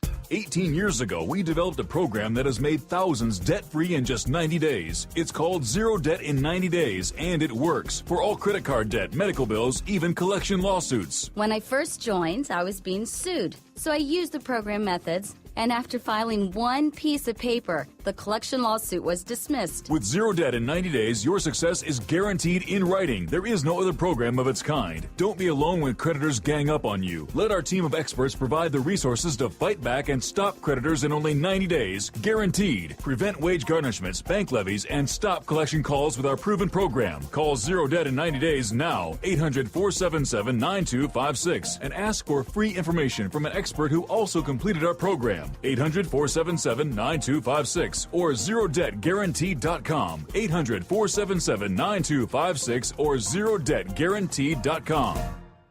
If the cost of your prescriptions are getting out of control, you want to listen carefully to this. RxDrugCard.com is a simple, innovative program designed to give individuals the same purchasing power as large HMOs and insurance companies. As a member of RxDrugCard.com, you'll enjoy savings of up to 80% on all prescription medications at over 52,000 USA pharmacies, including Walmart, Walgreens, and Eckerd's. Don't risk ruining your health by using cheap, counterfeit foreign drugs. This program provides savings on safe, genuine, FDA-approved medications medications. With low membership fees, unlimited use, no age or income requirements, and coverage for all pre-existing conditions, RxDrugCard.com is an absolute must for anyone who pays for their own prescriptions. Enroll today for as little as $4.50 per month at www.rxdrugcard.com and start saving immediately. RxDrugCard.com is backed by a 30-day money-back guarantee. Visit RxDrugCard.com or call 888-216-2461. That's 888-216-2461. America's #1 source for independent talk radio for over a decade. We are the GCN Radio Network. You're in the Paracast. You never know what's going to happen next. Ron Regehr regaling us, boy, you know how to do that kind of phrase, regaling us about his experiences, about trying to recover from the government his own reports that he submitted, and he's told they do not exist. Maybe that's a critic saying that. Didn't like your report. I'm really being facetious again. Chris O'Brien's the co-host. I'm Gene Steinberg. You're in the Paracast. So did you ever say, hey, guys, I wrote this report. I sent it to you. How can you tell me it's not there? I did one better. I went down to the office. I said, look, I sent you this report. And he says, well, I know. But he says, we're not part of the FOIA. So you got to talk to our FOIA office. So I went to the FOIA office. I said, I sent this report on this date to this office, this address.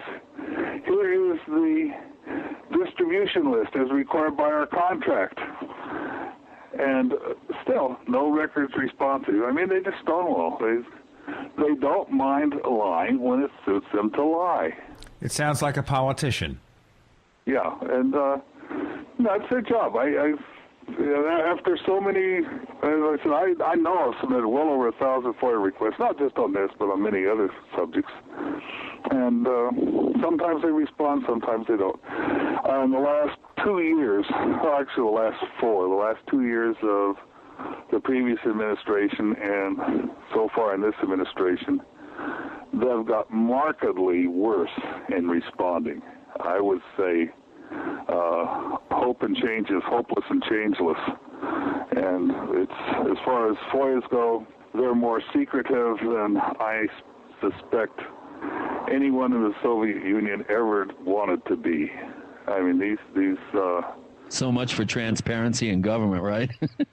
It's sad because almost everything now falls under the purview of Homeland Security and exempt from disclosure. So it's I don't know where we're going to go from here. It's just a sad commentary that we're having our freedoms eroded so quickly. Well, the Patriot Act, I mean, if we're going to get into politics, let's get into politics very briefly. The Patriot Act gives the government more authority over the things that you do. Yeah, that's true. So, anyway, I could talk politics longer than I could talk UFOs, but I won't. Well, let's take a look, though, at disclosure, because this raises the issue of disclosure. And some people are suggesting every time there's a new administration that this president will be more amenable to revealing information about UFOs. And certainly... Yeah, I think they go into the office... Right. with the anticipation of being open and honest, and then they get briefed, and then they know what's going to happen, and they shut up. Jimmy Carter went public and said he would tell everybody because he had a sighting. John Podesta was going to reveal all. He was a close associate in the Clinton administration and with the current administration for a while. And he also wrote the foreword for Leslie Kane's new book. Right. And so we have sympathizers, but they are either incompetent, inept, or have been told this is as far as you can go and no farther. About disclosure, I want to make clear my position on disclosure. I'd like to see it, but it ain't going to happen. People are more concerned about the stain on some office-aged dress than they are about disclosure. So the people in this country do not want disclosure. If they do, they demand it. Yeah, but maybe the people in this country aren't demanding it because they don't know there's something to disclose. No, there's that, but they've seen the tabloids. they've seen the newspaper. This porn is the most popular thing on the web right now, followed closely by UFOs. And I mean, we don't have to disclose anything in the porn industry, but we sure have a lot of cover-up going on. And I love that transition, cover-up as opposed to porn. And UFOs. stained dresses also. Yes. So people are interested, fascinated, but it still elicits more giggles than it does serious comment. And so our job, if we're going to do anything to bring about disclosure, is, I think, started by having discussions such as Paracast, supporting somebody like Jeff Peckman and his initiative for the... yeah, but Jeff Peckman has got some credentials there that are a little questionable, such as his involvement in the Stam and Romanek case. Yeah, I understand that.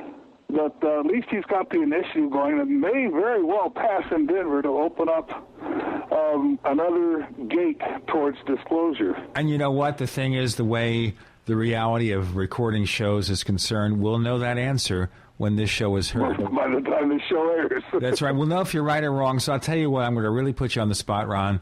Okay, yeah. Knowing that we are a little over a week away from when this show will be aired, a few days ahead of Election Day, do you think this measure in Colorado is going to pass? Yes. Okay. Wow. I do. All right, but the thing I'm concerned about more so than that, okay, so Jeff Peckman gets signatures and puts up a ballot initiative. Maybe it'll do some good, maybe it won't. Right. The question I have is more the concern about the people who are involved in exopolitics. It's like setting up interplanetary agencies that we're supposed to know how to deal with ET. What do you think of exopolitics? I think they're well-meaning buffoons. Can we quote you on that? I think we just did. You just did. No, I think they're well-meaning. That's a really good way of putting it. Yeah, I think you're right. Absolutely, I agree. But I don't mean that as a slur against them. It's there's a lot of well-meaning people with good ideas that ain't going to happen. The government does not want disclosure. Otherwise, they'd open their doors and say, here it is, folks. How could you believe them anyway? How could you believe them anyway? They've been lying for 60-plus years. Yeah, well, they could release some stuff that would probably blow your and my socks off. But here's the problem about this also. We don't believe the government anymore. The government is incompetent. The bureaucrats are incompetent. So even if the government comes up there and says, well, now we'll admit that I guess there is ET out there, and they appear to be visiting us. If they even said that, maybe we wouldn't believe them. Yeah, well, it depends. I will be the last one to jump on any administration's bandwagon and pat them on the back. And in many areas, they're liars, rogues, and thieves. But they do other things quite well. Yeah, they keep secrets. They continue to do things quite well in spite of the politicians. So, it's a mixed bag, and it depends on how it was done and who did it. And well, how much of this? It's not going to happen. How much of this this over-the-top classified information that of exotic technologies, some of the things that kind of have that hint of sci-fi, how much of this do you think is contained within the private sector, and that actually the government wouldn't be able to release it even if they wanted to? How much of this this exotic technology knowledge and possibly knowledge of UFOs and ETs, how much of that is held in the private sector, do you think, having been there for 30-plus years? Yeah, there's probably quite a bit of it, and the problem is that it gets interlocked with contracts, with armed service procurement regulations. It gets so intertwined that it becomes a nightmare. Let's assume that half of what Colonel Corso said was true, which I don't think half of it is, but let's just take that as a starting point. Night vision goggles developed by the different labs as a result of being dribbled information from an alien crash retrieval. Well, they then developed that on their own, and that is their technology now. Right, it's proprietary intellectual property. Yeah, Yeah, and the same thing would be true of everything else that Corso brought out, assuming it were true. So he just sort of provided the carrot to say, hey, and engineers are a strange bunch. They're like a lot of people, it can't be done. Oh, somebody did it, therefore I can do it. And well, the other thing I have concerns about with Colonel Corso is the fact that we have this distinguished military figure. Towards the end of his life, he comes out with this book that he co-wrote with Bill Burns called The Day After Roswell. And I ask this over and over again, why would he make it all up, or even a lot of it up? What does he have to gain? Okay, Bill Burns and Corso's relationship was not as smooth as it would seem to be. Are you going to leave it at that, or do you want to dive in on that? You know what? Let's dive in, ladies and gentlemen. I do want to dive in between Bill Burns and Colonel Corso, but we have to do it for the next segment in the final hour of the show. Ron Regehr, longtime UFO researcher, joining us. Chris O'Brien's the co-host. I'm Gene Steinberg. You're in the Paracast.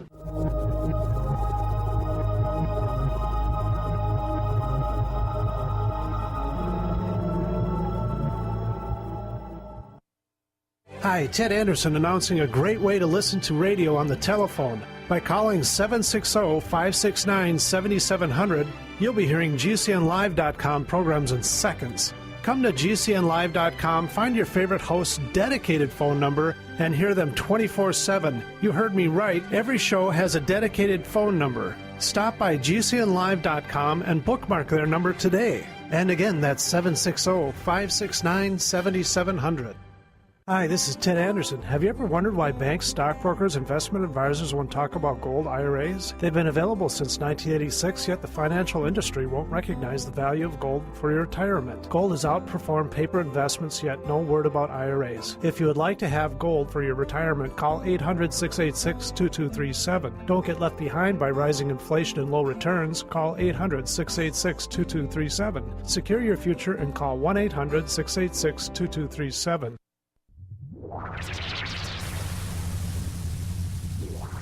Welcome back to the Paracast, the gold standard of paranormal radio. And now, here's Gene Steinberg.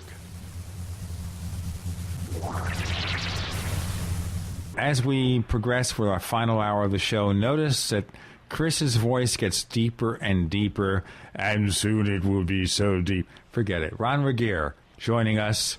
I'm Gene Steinberg. You're in the Paracast with the co-host Chris O'Brien. Okay, so let it all hang out here. I talked with Bill Corso, and person to person, face to face, not over the phone, not in some big meeting. It was just the two of us sitting down after a meeting in which he was one of the speakers, and he told me he was very disappointed in the way Bill Burns took his material and in some cases added a lot of stuff that he never said, and then kind of sensationalized it. And, for example, the moon base stuff, none of that came from Corso, according to him, when he was talking with me. Later on, after his passing, his family, if I understand it and remember correctly, filed suit against Mr. Burns. And Did you know that, Gene? I knew there was some legal stuff going on, but also there supposedly is a version of the book out that is closer to his original book rather than the one that Bill Burns worked on. It's his original manuscript. Open Minds has published Corso's original manuscript. Yeah, it was published in Italian, I believe, first. I've got his original manuscripts on my desktop. The other thing is that when I was working with James Bond Johnson on the Roswell photos, he was approached by Burns to have Burns fund and write a book about it. And Bond took the stuff to the material, the proposed contract to his attorney, and his attorney said, I wouldn't touch this with a 10-foot pole, because he said it locks you up. You cannot talk about this to anybody at any time. James Bond Johnson, without Burns written permission, and he could not talk about anything without Burns' foreknowledge. So this would be kind of him being the gatekeeper. Yes, totally. And Vaughn would not agree to that, so there was no contract. Okay, so basically we look back at this now. If this is the original manuscript of the Corso case, yeah, was he still the bag man handing out the alien technology to private industry or what? Yes, he said he was. He told me he was. That part he said was true. The Riley, Kansas time when he talked to the personnel to remove the cover and got to see inside, show me the contents of the bag, that was all true, according to Phil. Okay, so we know he did that, but there is a lot of stuff that's embellished in the book. Right. Okay, so the point is that you're inclined to take him seriously, certainly the part in which he participated. But now let's look at the larger picture here. We want disclosure from the U.S. government. Other governments around the world have on occasion released UFO information. We had Nick Pope, who worked with the UK's UFO project for a number of years. He's been on the show a couple of times. Very personable gentleman. He can speak of things that are possibly still classified. But is these other governments throwing us a bone or what? They're not disclosing. They're releasing files. Some files. Yeah, it's to keep the heat off the U.S. is what I think. I think that, every time that you see a release from Brazil or from England or France, that seems to take the heat off the U.S. government for a limited period of time. And then, boom, people want the U.S. to come forward. Okay, so therefore maybe the U.S. government is working in concert with these other governments to say, release some information, shut it down for a while, and that works in our best interests mutually. That's what I think.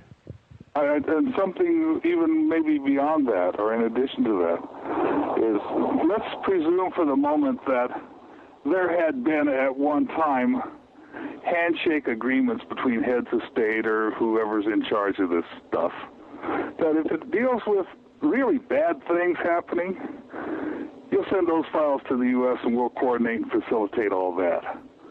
So when Great Britain or Brazil or France or Luxembourg or whoever releases all of their files, they do. They just don't have any of the juicy stuff in it. Yeah, but isn't that strange, too? When we have all these UFO sightings, they're not USA-centric. Certainly other governments would have some key information, wouldn't they? I would think so. We know there have been many horrible things going on in Brazil.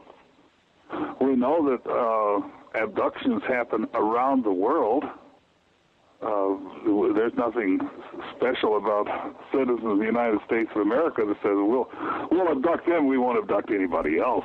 Well, the other issue is here, of course, is what is the U.S. government doing working in concert with the other governments? Wouldn't there be a loose cannon somewhere, some leader who thinks there's a political advantage to him or her saying, here's the secret of UFOs, it's a lot more than just releasing a few thousand cases? They may. I don't know what hold we might have over them. I don't know. All I can do is look at what's happened, look at what is happening, and try to make some sense out of it. And that makes sense to me. Now, why and how they do it, I really don't have all those answers. Maybe we know something that everybody else doesn't, and we let them in on the secret with a promise that anything that, like you say, that could be of a negative or alarming nature be funneled to the U.S. To be kept down, screw glued, tattooed, and locked. Yeah, and in exchange for that, we'll keep sending you foreign aid. Yeah, or we'll kick you out of NATO or something. Yeah, I don't know. But it seems bizarre that no other country has any records released talking about abductions. I mean, they talk about crop circles and lights in the sky and an occasional structured craft flyby or something like that, and even a rare landing event. But nothing approaching what's coming out in books and publications as far as direct alien human being contact and involvement. Right, or any sort of smoking gun technology. Yeah, so it's the lack of the smoking gun that piques my curiosity. There is none. That's what's frightening. Why? Well, do you think that maybe the U.S. government or any government has been in touch with them and is working in concert to keep this information under wraps or dole it out gradually? I sure hope so. And I don't mean that as a funny statement. I hope we're working with them. I hope that there's some concerted effort on our part, our peaceful.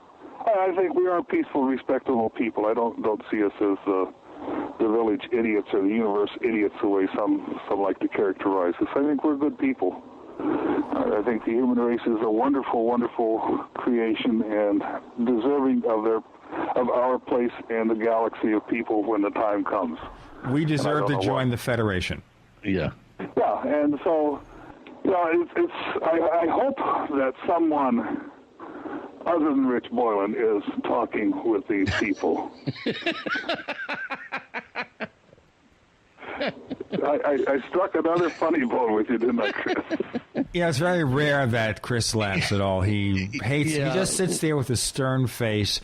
He never tells jokes. He never does funny voices. I just posted something about Boylan and his 4-date prediction. I just posted that on the Paracast about 4 days ago, and oh boy, you opened up a can of worms with me on that one, Ron. So one of our 4 dates has gone by. I think it was October 25th or something, right?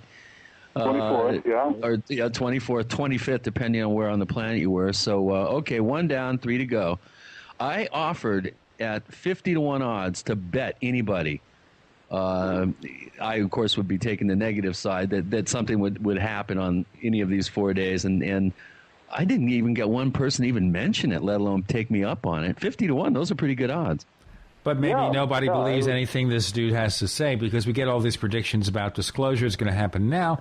It's going to happen next November. It's going to happen with the new administration. It never seems to happen. There never seems to be a final solution for the UFO enigma. We have Ron Regehr, longtime UFO researcher, doing it for over 50 years. He'll keep doing it till he gets it right. Chris O'Brien's the co-host. I'm Gene Steinberg. You're in the Paracast.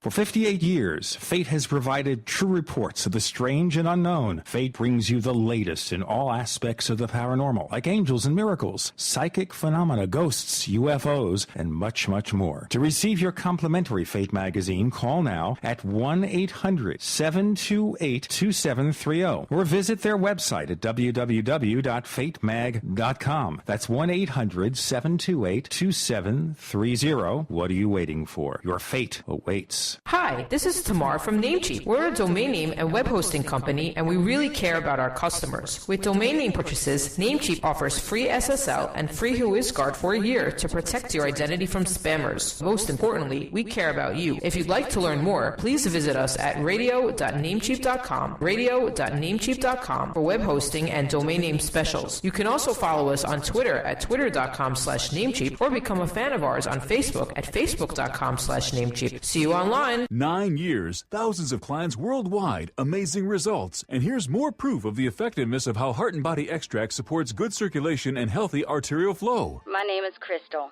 I'm a 45-year-old and live in Houston, Texas. I was diagnosed with having mitral valve prolapse 10 years ago. My cardiologist said surgery and drugs was the only thing he could offer me. What did Crystal do? I ordered Heart and Body Extract in August 2006. When I first took my first 15 drops, I embraced the formula and could even feel the goodness of the formula starting to work. Clean, clear arteries are happy arteries after using Heart and Body Extract. Learn more at hbextract.com or call 866-295-5305. That's hbextract.com or call 866-295-5305. HB Extract comes with a 100% ironclad money-back guarantee. Details at hbextract.com or call 866-295-5305 for Heart and Body Extract. When making important financial decisions, you should always know the facts. That's why Midas Resources is willing to pay you to read the facts. Midas Resources, a team of hand-picked financial specialists with decades of financial experience who are ready to provide you with state-of-the-art, up-to-date financial services. Midas Resources offers a host of services and stands behind their products. In fact, if you call and order their free Midas report, Midas Resources will pay you.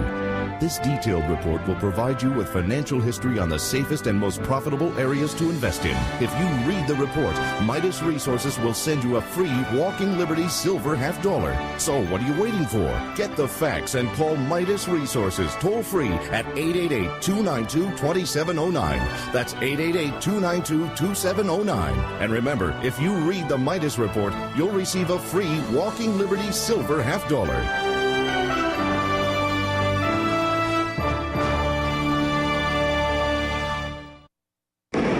Hi, I'm Mark Craighead, founder of Crossbreed Holsters. I designed our top-selling holster, the Super Tuck Deluxe, to solve the problems of being poked, pinched, and gouged while carrying concealed. The Super Tuck Deluxe is the most comfortable, most concealable holster on the market today. We offer a 2-week free trial and a lifetime warranty. Visit us at crossbreedholsters.com.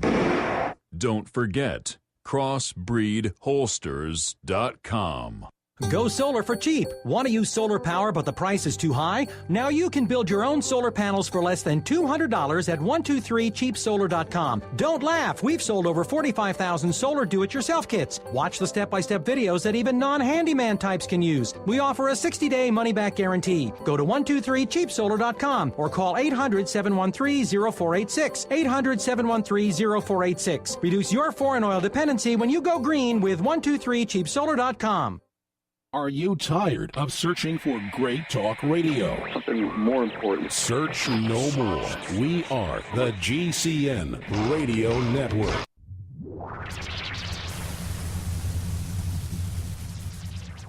We want to hear from you. If you have a comment or question about the Paracast, send it to news@theparacast.com. That's news@theparacast.com. And if you want to catch up on past episodes, we have hundreds of shows for you to download direct from theparacast.com. That's theparacast.com. Or check us out on iTunes. We're in the final 3 segments with Ron Regehr, a longtime UFO investigator who's done on-the-scene research. He's not just the armchair guy. He tries to get down and dirty, get the details. Another armchair researcher is not amongst us. It's me, actually. I do the armchair stuff. I don't go out in the field much. But Chris O'Brien's out in the field all the time. In fact, most of us want to keep him there. I'm Gene Steinberger in the Paracast. You notice Chris did not laugh when I said that. I did laugh. I just held the mic away from my head. Okay, well, all right. Let's us go back to disclosure and stuff like that, Ron. Okay. Now, the other thing is about UFOs. As you know, a lot of people have suggested over the years that ET is maybe the least of it. That UFOs are part of a number of mysteries that may also include Bigfoot and all sorts of strange paranormal-related encounters. It takes us into the realms of John Keel, Jacques Vallée, and others. Have you ever gone there? Just out of curiosity and yeah, it's fun. I mean, if I don't have fun doing this, I'm going to quit. If the day ever comes when I cannot have a good time doing this, then I'm going to quit. And let's face it, Bigfoot and mermaids and undersea cities and Atlantis and all of these different paranormal events are interesting. They're intriguing. And they may be interrelated. I don't know. That's why I'm working on this. My latest for the past 3 years has been wondering, did the star people really get in their action with the ancient Puebloans, who now we might call the Zuni and Hopi? Did they really interact? And if so, how would we know that? So I've been studying that for 3 years, and I think the answer is a resounding hell yes, they have, and maybe still are. We had a really good segment with Clifford Mahudi, who was a Zuni elder and a friend of mine now, and I think he did pretty much, Gene. He did confirm that their tradition says that it may even have ongoing interaction with non-human intelligences. But in terms of the past and their star knowledge and their ancient traditions, they absolutely, he said they absolutely believe that. In fact, he kind of hinted around that they still do. And it's recorded. There's written documentation of this. It's called their petroglyphs and pictographs. And that's what I've been working on documenting. Chris might be venturing up this way one of these days soon. And I'm going to take him out to Coal Canyon and show him the petroglyph of an alien, the one I sent you a picture of. Right. Oh, it's fabulous. I mean, it's unmistakable. Yeah, and you can take your own picture of it and say, my goodness. Masao, their god of the underworld and their legends. Very, very briefly, Gary David's done a tremendous amount of work. If you haven't had him on Paracast, you must. Yeah. And, for example, during their sojourn between worlds, according to Hopi or ancient Puebloans, I think Hopi Zuni all share the same background. Maybe we all do. The earth has been destroyed several times. We're now in the fourth world.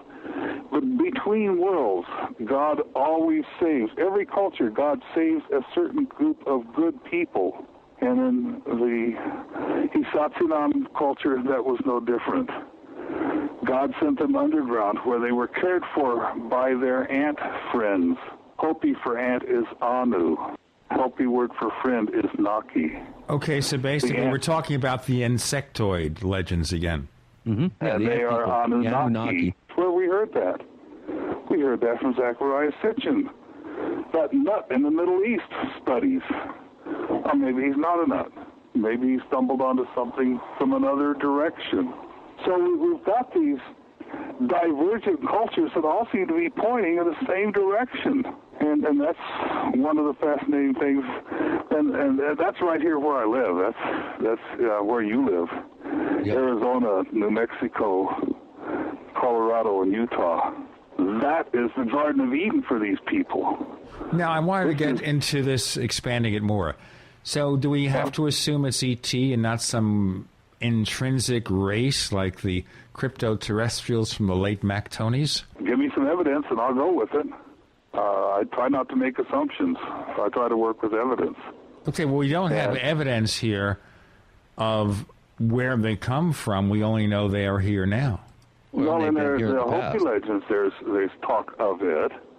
Sure, but they weren't on the other planets. They may have someone come here and say, hey, we're from Zeta Reticuli, we're from the skies, we're from the heavens, whatever they may say that applies or is understandable to the indigenous species at the time.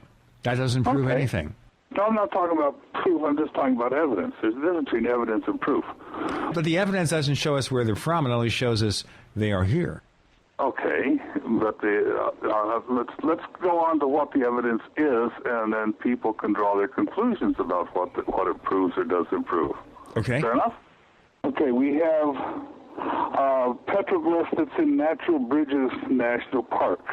It shows a discoidal-shaped object, and it's either taking off or coming down because it's a still photo or still picture. We can't tell. Well, let me back up a little bit. People look at petroglyphs and pictographs as art. They're not. They're a written language. Some of them may be art, but they recorded events that happened in the lives of the people who recorded them. And so we have one of those records underneath one of the bridges at Natural Bridges National Monument in southeastern Utah. And it shows a discoidal object surrounded by dots which indicate something of the gods, something revered, something holy, that is either coming up or moving down. This object is also present with what you might call chupacabras. It's also present with other beings that are there. So we have this craft that looks remarkably like a modern UFO. That's of the gods. We have the legends of Masao, the big-footed god. And we have his pictographs all over. I can take you or anyone who's interested within a couple of hours and show you a couple of panels that show Masao, the god with the big feet. I'll take you one of those, Chris. And so we have these depictions on rock that repeat the verbal legends of the current people. So they've either been keeping these legends for over 1,000 years. Why? Well, maybe they just like to tell stories. But most people aren't aware of how the legends are continued. It's an oral tradition. I'll tell you what, we'll get into the legends and the oral traditions and all that stuff in the next segment. We have Ron Regehr, longtime UFO researcher, works with MUFON. We have Chris O'Brien, longtime field investigator and author and co-host of the show. I'm Gene Steinberg. You're in the Paracast.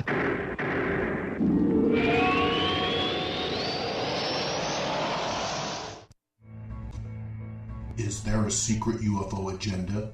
Do strange creatures from the darkest corners of the mind roam the earth? Is there evidence for mind control, time travel, or devious government conspiracies? Find out the inside scoop on the latest conspiracies, paranormal activity, and Fortean phenomena when you subscribe to Tim Beckley's Conspiracy Journal. It's jam-packed with stories, special book and DVD promotions, and the best news, it's absolutely free, sent right to your mailbox. Plus, a bonus free email newsletter sent out every Friday. Simply send an email with your name and address to Mr. UFO at webtv.net. That's Mr. UFO at webtv.net. Find out what they don't want you to know.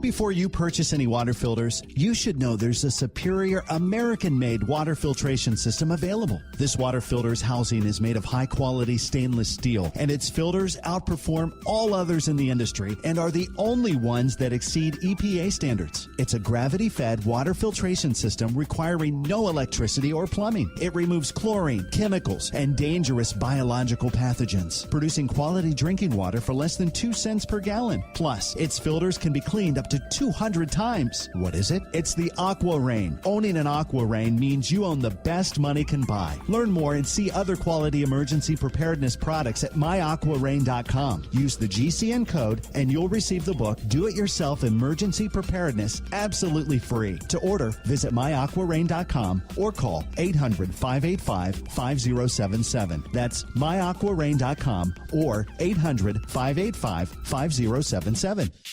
I'm concerned about food for my family in the event of an emergency, and I know you are too. Are you ready? Don't wait for an emergency to happen. Put a plan together now with quality dehydrated food from Ready Reserve Foods. For nearly 40 years, Ready Reserve Foods has been in continuous operation, canning the finest in dehydrated foods. Other companies just broker canned foods. Ready Reserve is the manufacturer, controlling quality from start to finish with double enameled cans and nitrogen packing for maximum shelf life. Ready Reserve offers a balanced selection of fruits, vegetables, dairy products, proteins, and grains. Choose from a variety of pre-selected units or order by individual can to customize your own plan. When you purchase from Ready Reserve Foods, you are buying factory direct at wholesale prices. Call today for a free catalog, 1-800-453-2202, or visit ReadyReserveFoods.com. Call 1-800-453-2202. Ready Reserve Foods, factory direct, wholesale pricing.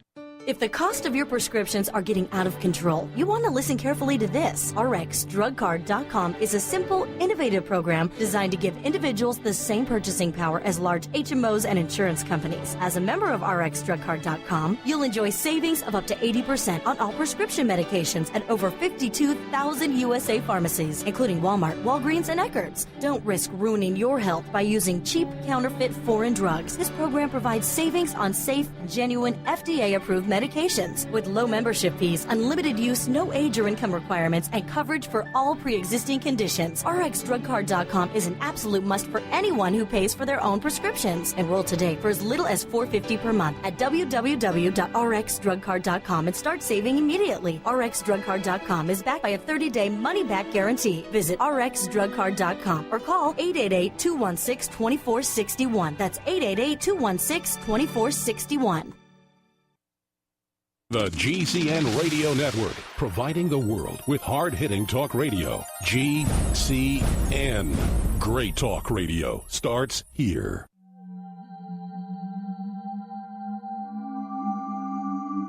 You've entered another dimension. You've entered the Paracast.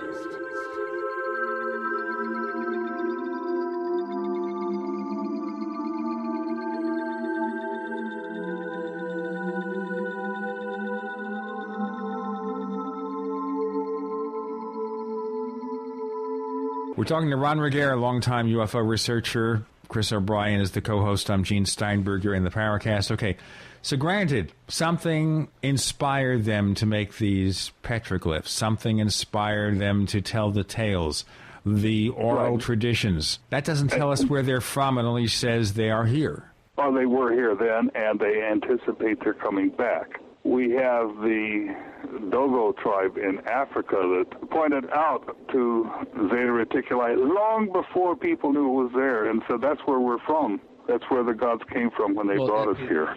They gave us a knowledge of Sirius C way before we had telescopes and the ability to scientifically ascertain the existence of Sirius C. Yeah, and if we look at the layout, and this is Gary David's work. I will not take this as my own because he's done some important work on this.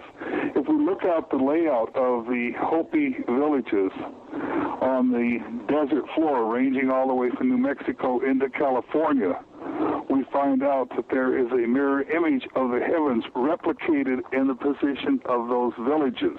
No, most specifically Orion. Yeah, it's a layout. It's a mirror image of Orion, terrestrially arrayed in the sacred sites and locations of pueblos and villages. Okay, but you know what? Let me just ask the obvious question here, the devil's advocate question. Okay, so strange creatures, strange advanced beings come here, and they say, we're from the skies, we're from Zeta Reticuli, whatever. Why do you believe them? Because they seem to parallel almost every other sacred people's stories, because they are a moving factor in the lives of these people. Let's take something people are more familiar with. That would be Christianity in our culture. Most people are familiar with Christianity in your audience. And why do they believe Christianity? Well, if you get right down to it, other than the good stories, we find out that the 12 apostles lived as if everything they heard was true. They died as if everything they heard was true. They died and lived and died believing what they had been taught by the person they believed to be God. With such strong feelings, such strong emotions, and such strong beliefs that this was carried on for 2,000 years. Now, we can understand that in Christianity, but we turn our backs when it's our red brothers. You know what? I'm not even disputing the fact that these things happen exactly as depicted, that they did meet these higher beings. They came down in what appears to be advanced aircraft. That doesn't tell us where they're from. It only tells us that they exist. Okay. Does it matter where they're from? Well, you know, that's the question. We want to say, is it E.T.? Is it interdimensional? Is it time travelers?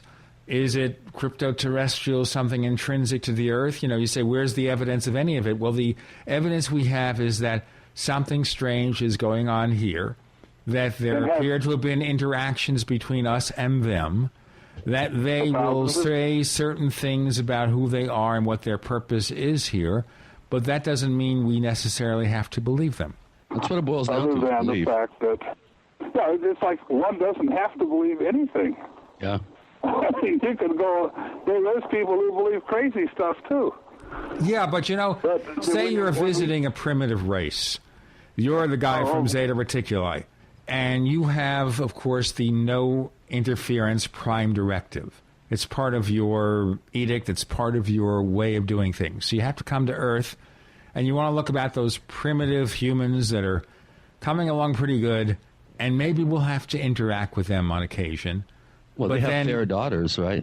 Okay, maybe we did, maybe yes, maybe there has been intermingling between us and them. Either way, if not, if they're not interfering with us, if they are asked who they are, they might give a cover story. They might. They might tell the truth. Well, in terms of the public traditions, we also have a whole... all I can say is we have to look at what scant evidence we have and then use our guesswork, use our intelligence, use the tools that we have to determine what's going on. And that's what all research is about. And that's what most of us do. Now, as long as we don't make things up, we're on pretty steady ground. It's when we start making things up we get shaky. So exactly. do I know where but they there's come all from? sorts No. of traditions. There's all sorts of traditions in the Native American lore that talk about non-human intelligences that aren't from other star systems. I mean, just the elemental legends of elementals and diminutive peoples, or evidence of, like we mentioned before, the insectoid ant people that live underground. They do refer, Gene, to other types of non-human intelligences that are very terrestrial. But it's the star knowledge information that I think intrigues most people, because it ties in with the UFO phenomenon, and this is a very, this is a real popular subject right now in the culture. And it's coming more and more to potential head, because if we look at what's going on, December 21st, 2012 has become, in many people's eyes, more significant in the past few years than, let's say, 25 years ago.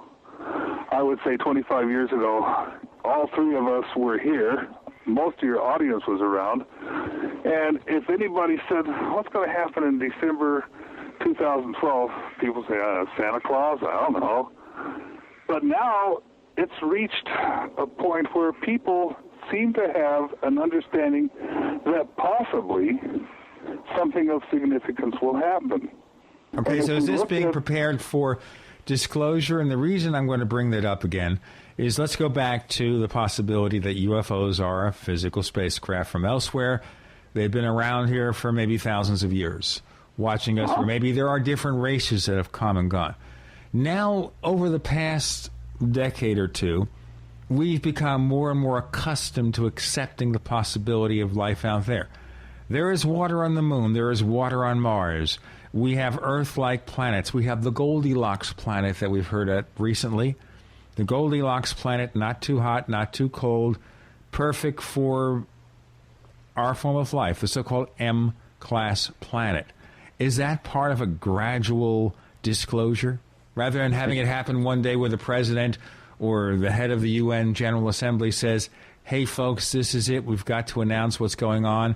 They Maybe do it that's so what gradually 2012 is that about. We wake up one day and we know what's going on, but it took 20 years to get there. Maybe that's what the whole 2012 thing is. What do you think? 2012, the year of disclosure. Possibly. Now, I want to go a little bit far out on you and your audience right now, and that is that if that scenario you were discussing about is this disclosure, and I'll say yeah, but it isn't going to be government. It isn't going to be President Obama or someone like that. President Palin. It will be as a result of... Yeah, but even if she's elected in 2012, she doesn't take office till 2013. Yeah, true. What I'm saying is disclosure 2 weeks later will be because the spirit that guides and controls the universe will want it disclosed. And I know that's getting a little bit on the spooky woo-woo far out land. That's my belief. That's not based on any evidence other than a belief system. So you think a higher agenda is going to be the agent of disclosure, not us lowly humans? I think that is the agent of disclosure that we've been seeing made manifest throughout the history of the human race.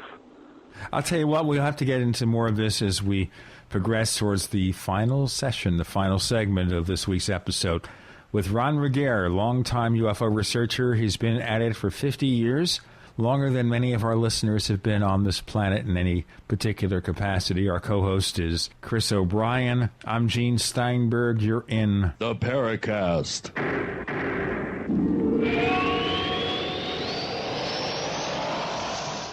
Are you ready to order the official Paracast t-shirt? You asked, we answered. We're now taking orders for the official Paracast t-shirt. It comes in white, 100% cotton. The front of it features the same logo that we have on our community forums. On the back it says, separating signal from noise. To order the official Paracast t-shirt, here's all you have to do. Visit our new online store at store.theparacast.com. One more time, that's store.theparacast.com. You can use a major credit card to place your order for the official Paracast t-shirt. Hey neighbors, we have one more thing to talk about, and that's more merchandise at the official Paracast store. We have hats, we have jackets, we even have a flip video camcorder customized with the Paracast logo at the official Paracast store. It's all now available at the official Paracast store, store.theparacast.com. Special announcement for our Renaissance Charge customers. Have you ever wondered what it would take to make your car run on 100% electric power? What about making a motor into a generator? How about a simple device that is both a super efficient motor and generator at the same time? What if this could also be used to restore useless batteries and save you money? Because you, our customers, asked for it, we have organized a Renaissance Conference workshop on November 13th and 14th at the beautiful Coeur d'Alene Resort in Idaho. Not only will you see these fascinating energizers, but for the first time, you will be able to build some alongside genius inventor John Bedini. Register now while there's still room left to participate in this truly historic event featuring our cutting-edge alternative energy Tesla technology. Visit r-charge.com. That's r-charge.com for details. Or call 208-772-4514. That's 208-772-4514.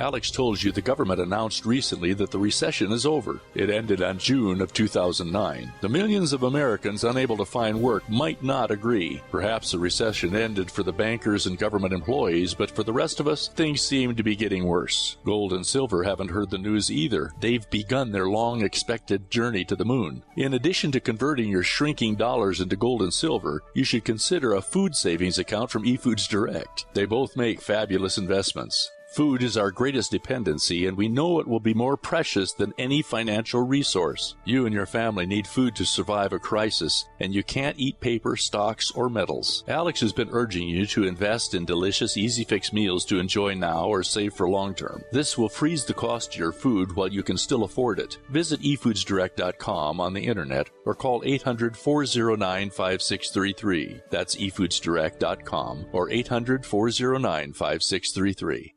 It's the winter cold and flu supplement sale at herbalhealer.com. Take advantage of Herbal Healer Academy's incredible savings on the best cold and flu supplements available. Many of you know elderberry is exceptional against viral infections. Right now, Herbal Healer Academy has Elderberry Power, regularly priced at $16.95, now incredibly low at only $10 for 60 vegetarian caps. For children and seniors, our Herbal Healer Academy Flew Away Elderberry Liquid is only $13 for a 4-ounce bottle. Also on super sale, olive leaf capsules, oregano oil plus capsules, and our incredible Respirate formula, Oregacillin Physician Strength capsules for your lungs. Normally $34.95, now just $25. Hit the winter specials link at herbalhealer.com for these cold and flu supplement specials and other on-sale products like apple cider vinegar, brain power, and neuro recovery. New customers get a free catalog with your first order. Log on and hit the winter specials now at herbalhealer.com.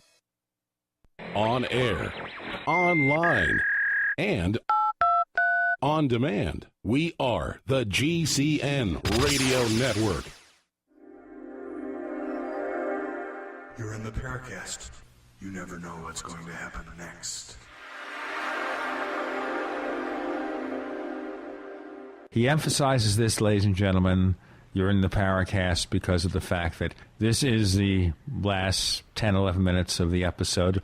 With Ron Regehr, longtime UFO researcher, I'm Gene Steinberg. Chris O'Brien's the co-host. You are in the Paracast. If you have more to say about what you hear on this episode, send it to news@theparacast.com, news@theparacast.com. So basically, if it's meant to be, then, Ron, disclosure will happen. Yes, I think so. There's nothing that can force it to happen, and nothing that can stop it. It's inevitable. Okay. But let's look at this then. Why bother doing research if it's going to happen anyway? Why bother looking into this thing? Why do you persevere? Why does Chris O'Brien persevere? Why am I here talking about it? Yeah. It's fun. The reason is because we are the agents, the facilitators that enable these things to happen. The Spirit of God moves because we move it forward. good things happen because good people are here making them happen. You know, these things don't happen by accident. Bad things happen but if you're saying that, Ron, what about the desires and needs of them, of ET, of the pilots of the UFOs, our visitors? Don't they control that? To a certain extent, but they haven't been, and we have to look at why. Why haven't these things happened? I think it's because it's not time yet. It's not. Things are not ripe. But I guess the question is, who is determining that? Is our government determining that? The visitors, the fates? I think it's more the fates, if you want to use that term. And the grand this is where design. we get a little bit beyond facts, and we start entering into speculation and theory and things like that, and it becomes almost a religious argument, and I'll acknowledge that. And I can impose my religious beliefs on someone, and I choose not to do that. But I think in the grander scheme of things, almost every indigenous culture, and especially the ones that I'm familiar with here in the Southwest, and I think Chris will confirm that, when the gods want something to happen, it will happen. And it won't happen until the gods want it to happen. And it's our job to keep ready to see it and to be able to open our eyes to see it when it does happen. So is that part of the function of people like you, that you're doing all this research into UFO cases because you got to be ready when the truth is out there? That's part of it. Yeah. And part of it is to discover the truth so we can accept it. I mean, if we look at some of these truths, it's true that the buildings, the structures at Chaco Canyon could not have been laid out by a primitive people. There's no question about it. The alignments, the precision with which they are aligned, and their positioning, no question that there was some intervention by some superior technology or force. No question about it. Yeah, and the work of Anna Sobel and Gary David, I think, will back that up. But one thing we're missing here in terms of what role does humanity have to play, in the words of the Pueblo peoples, at the end of this fourth world. And one of the things that the elders, I think, make very loud and clear is a lot of what's coming down right now in the world, a lot of the events that are soon to be occurring, are due to humanity losing its center and not operating from a state of grace, or not operating from a state of an altruistic cultural sense. We're not keeping our traditions alive. We're degrading the environment. We're seeing a breakdown of the family and of morality. And these are the types of things that the elders say that the sky people or their Kachinas warn them against. That this when you have a breakdown, then things are really going to start to happen. And it's not necessarily good things, especially in the sense of hope. Well, it's sort of like the old argument in theology school. Was the crucifixion of Christ good or bad? Well, without the crucifixion, there could have been no resurrection. Therefore, Christianity would be a hollow shell. So, I mean, is the coming of the star people and the end of the world as we know it good or bad? It's good. It might be bad for individuals. It might be horrible for masses of the population. But the ultimate good is there will be a cleansing of the Petri dish, so to speak.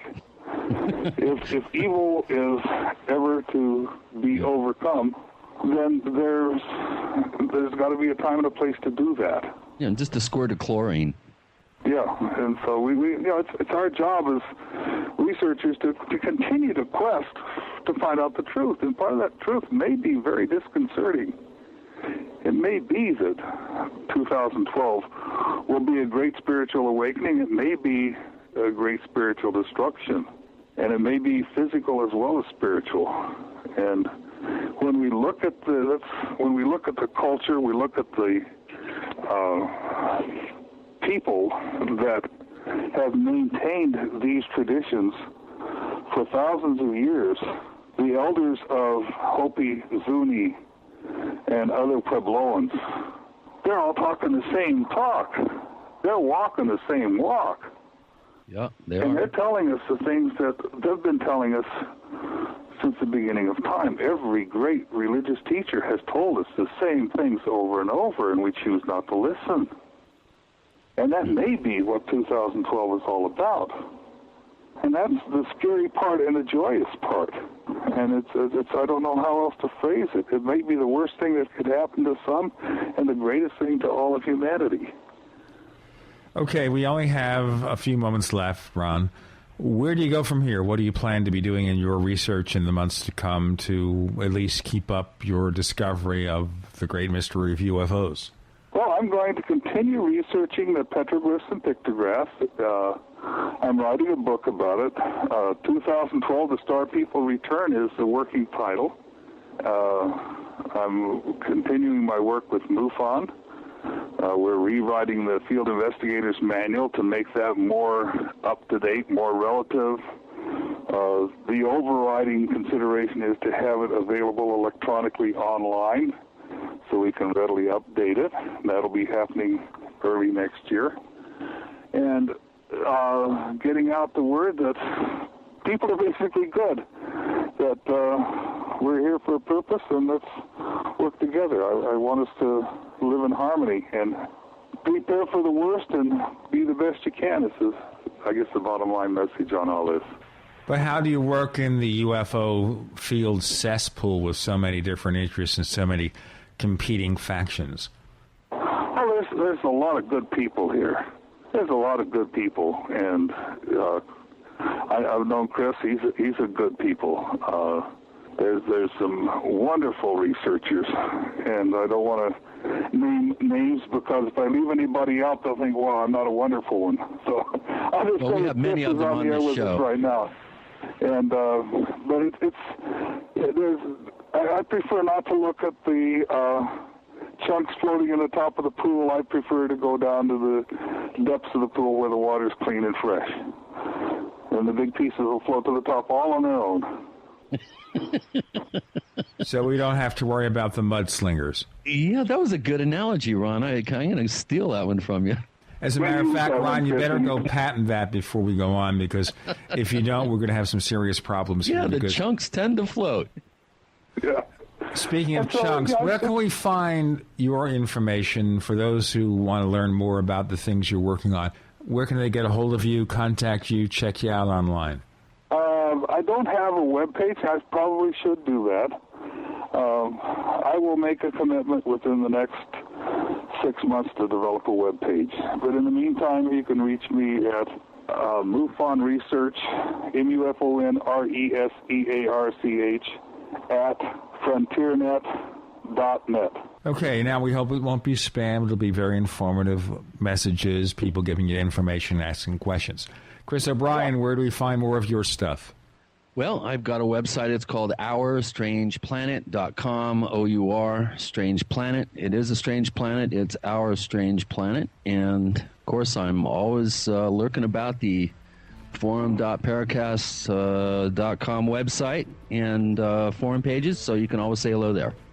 Chris O'Brien, thanks for being a co-host this week. Ron Regehr, I'm glad to meet you. Thank you so much for joining us this week on the Paracast. Appreciate it. Thanks, Ron.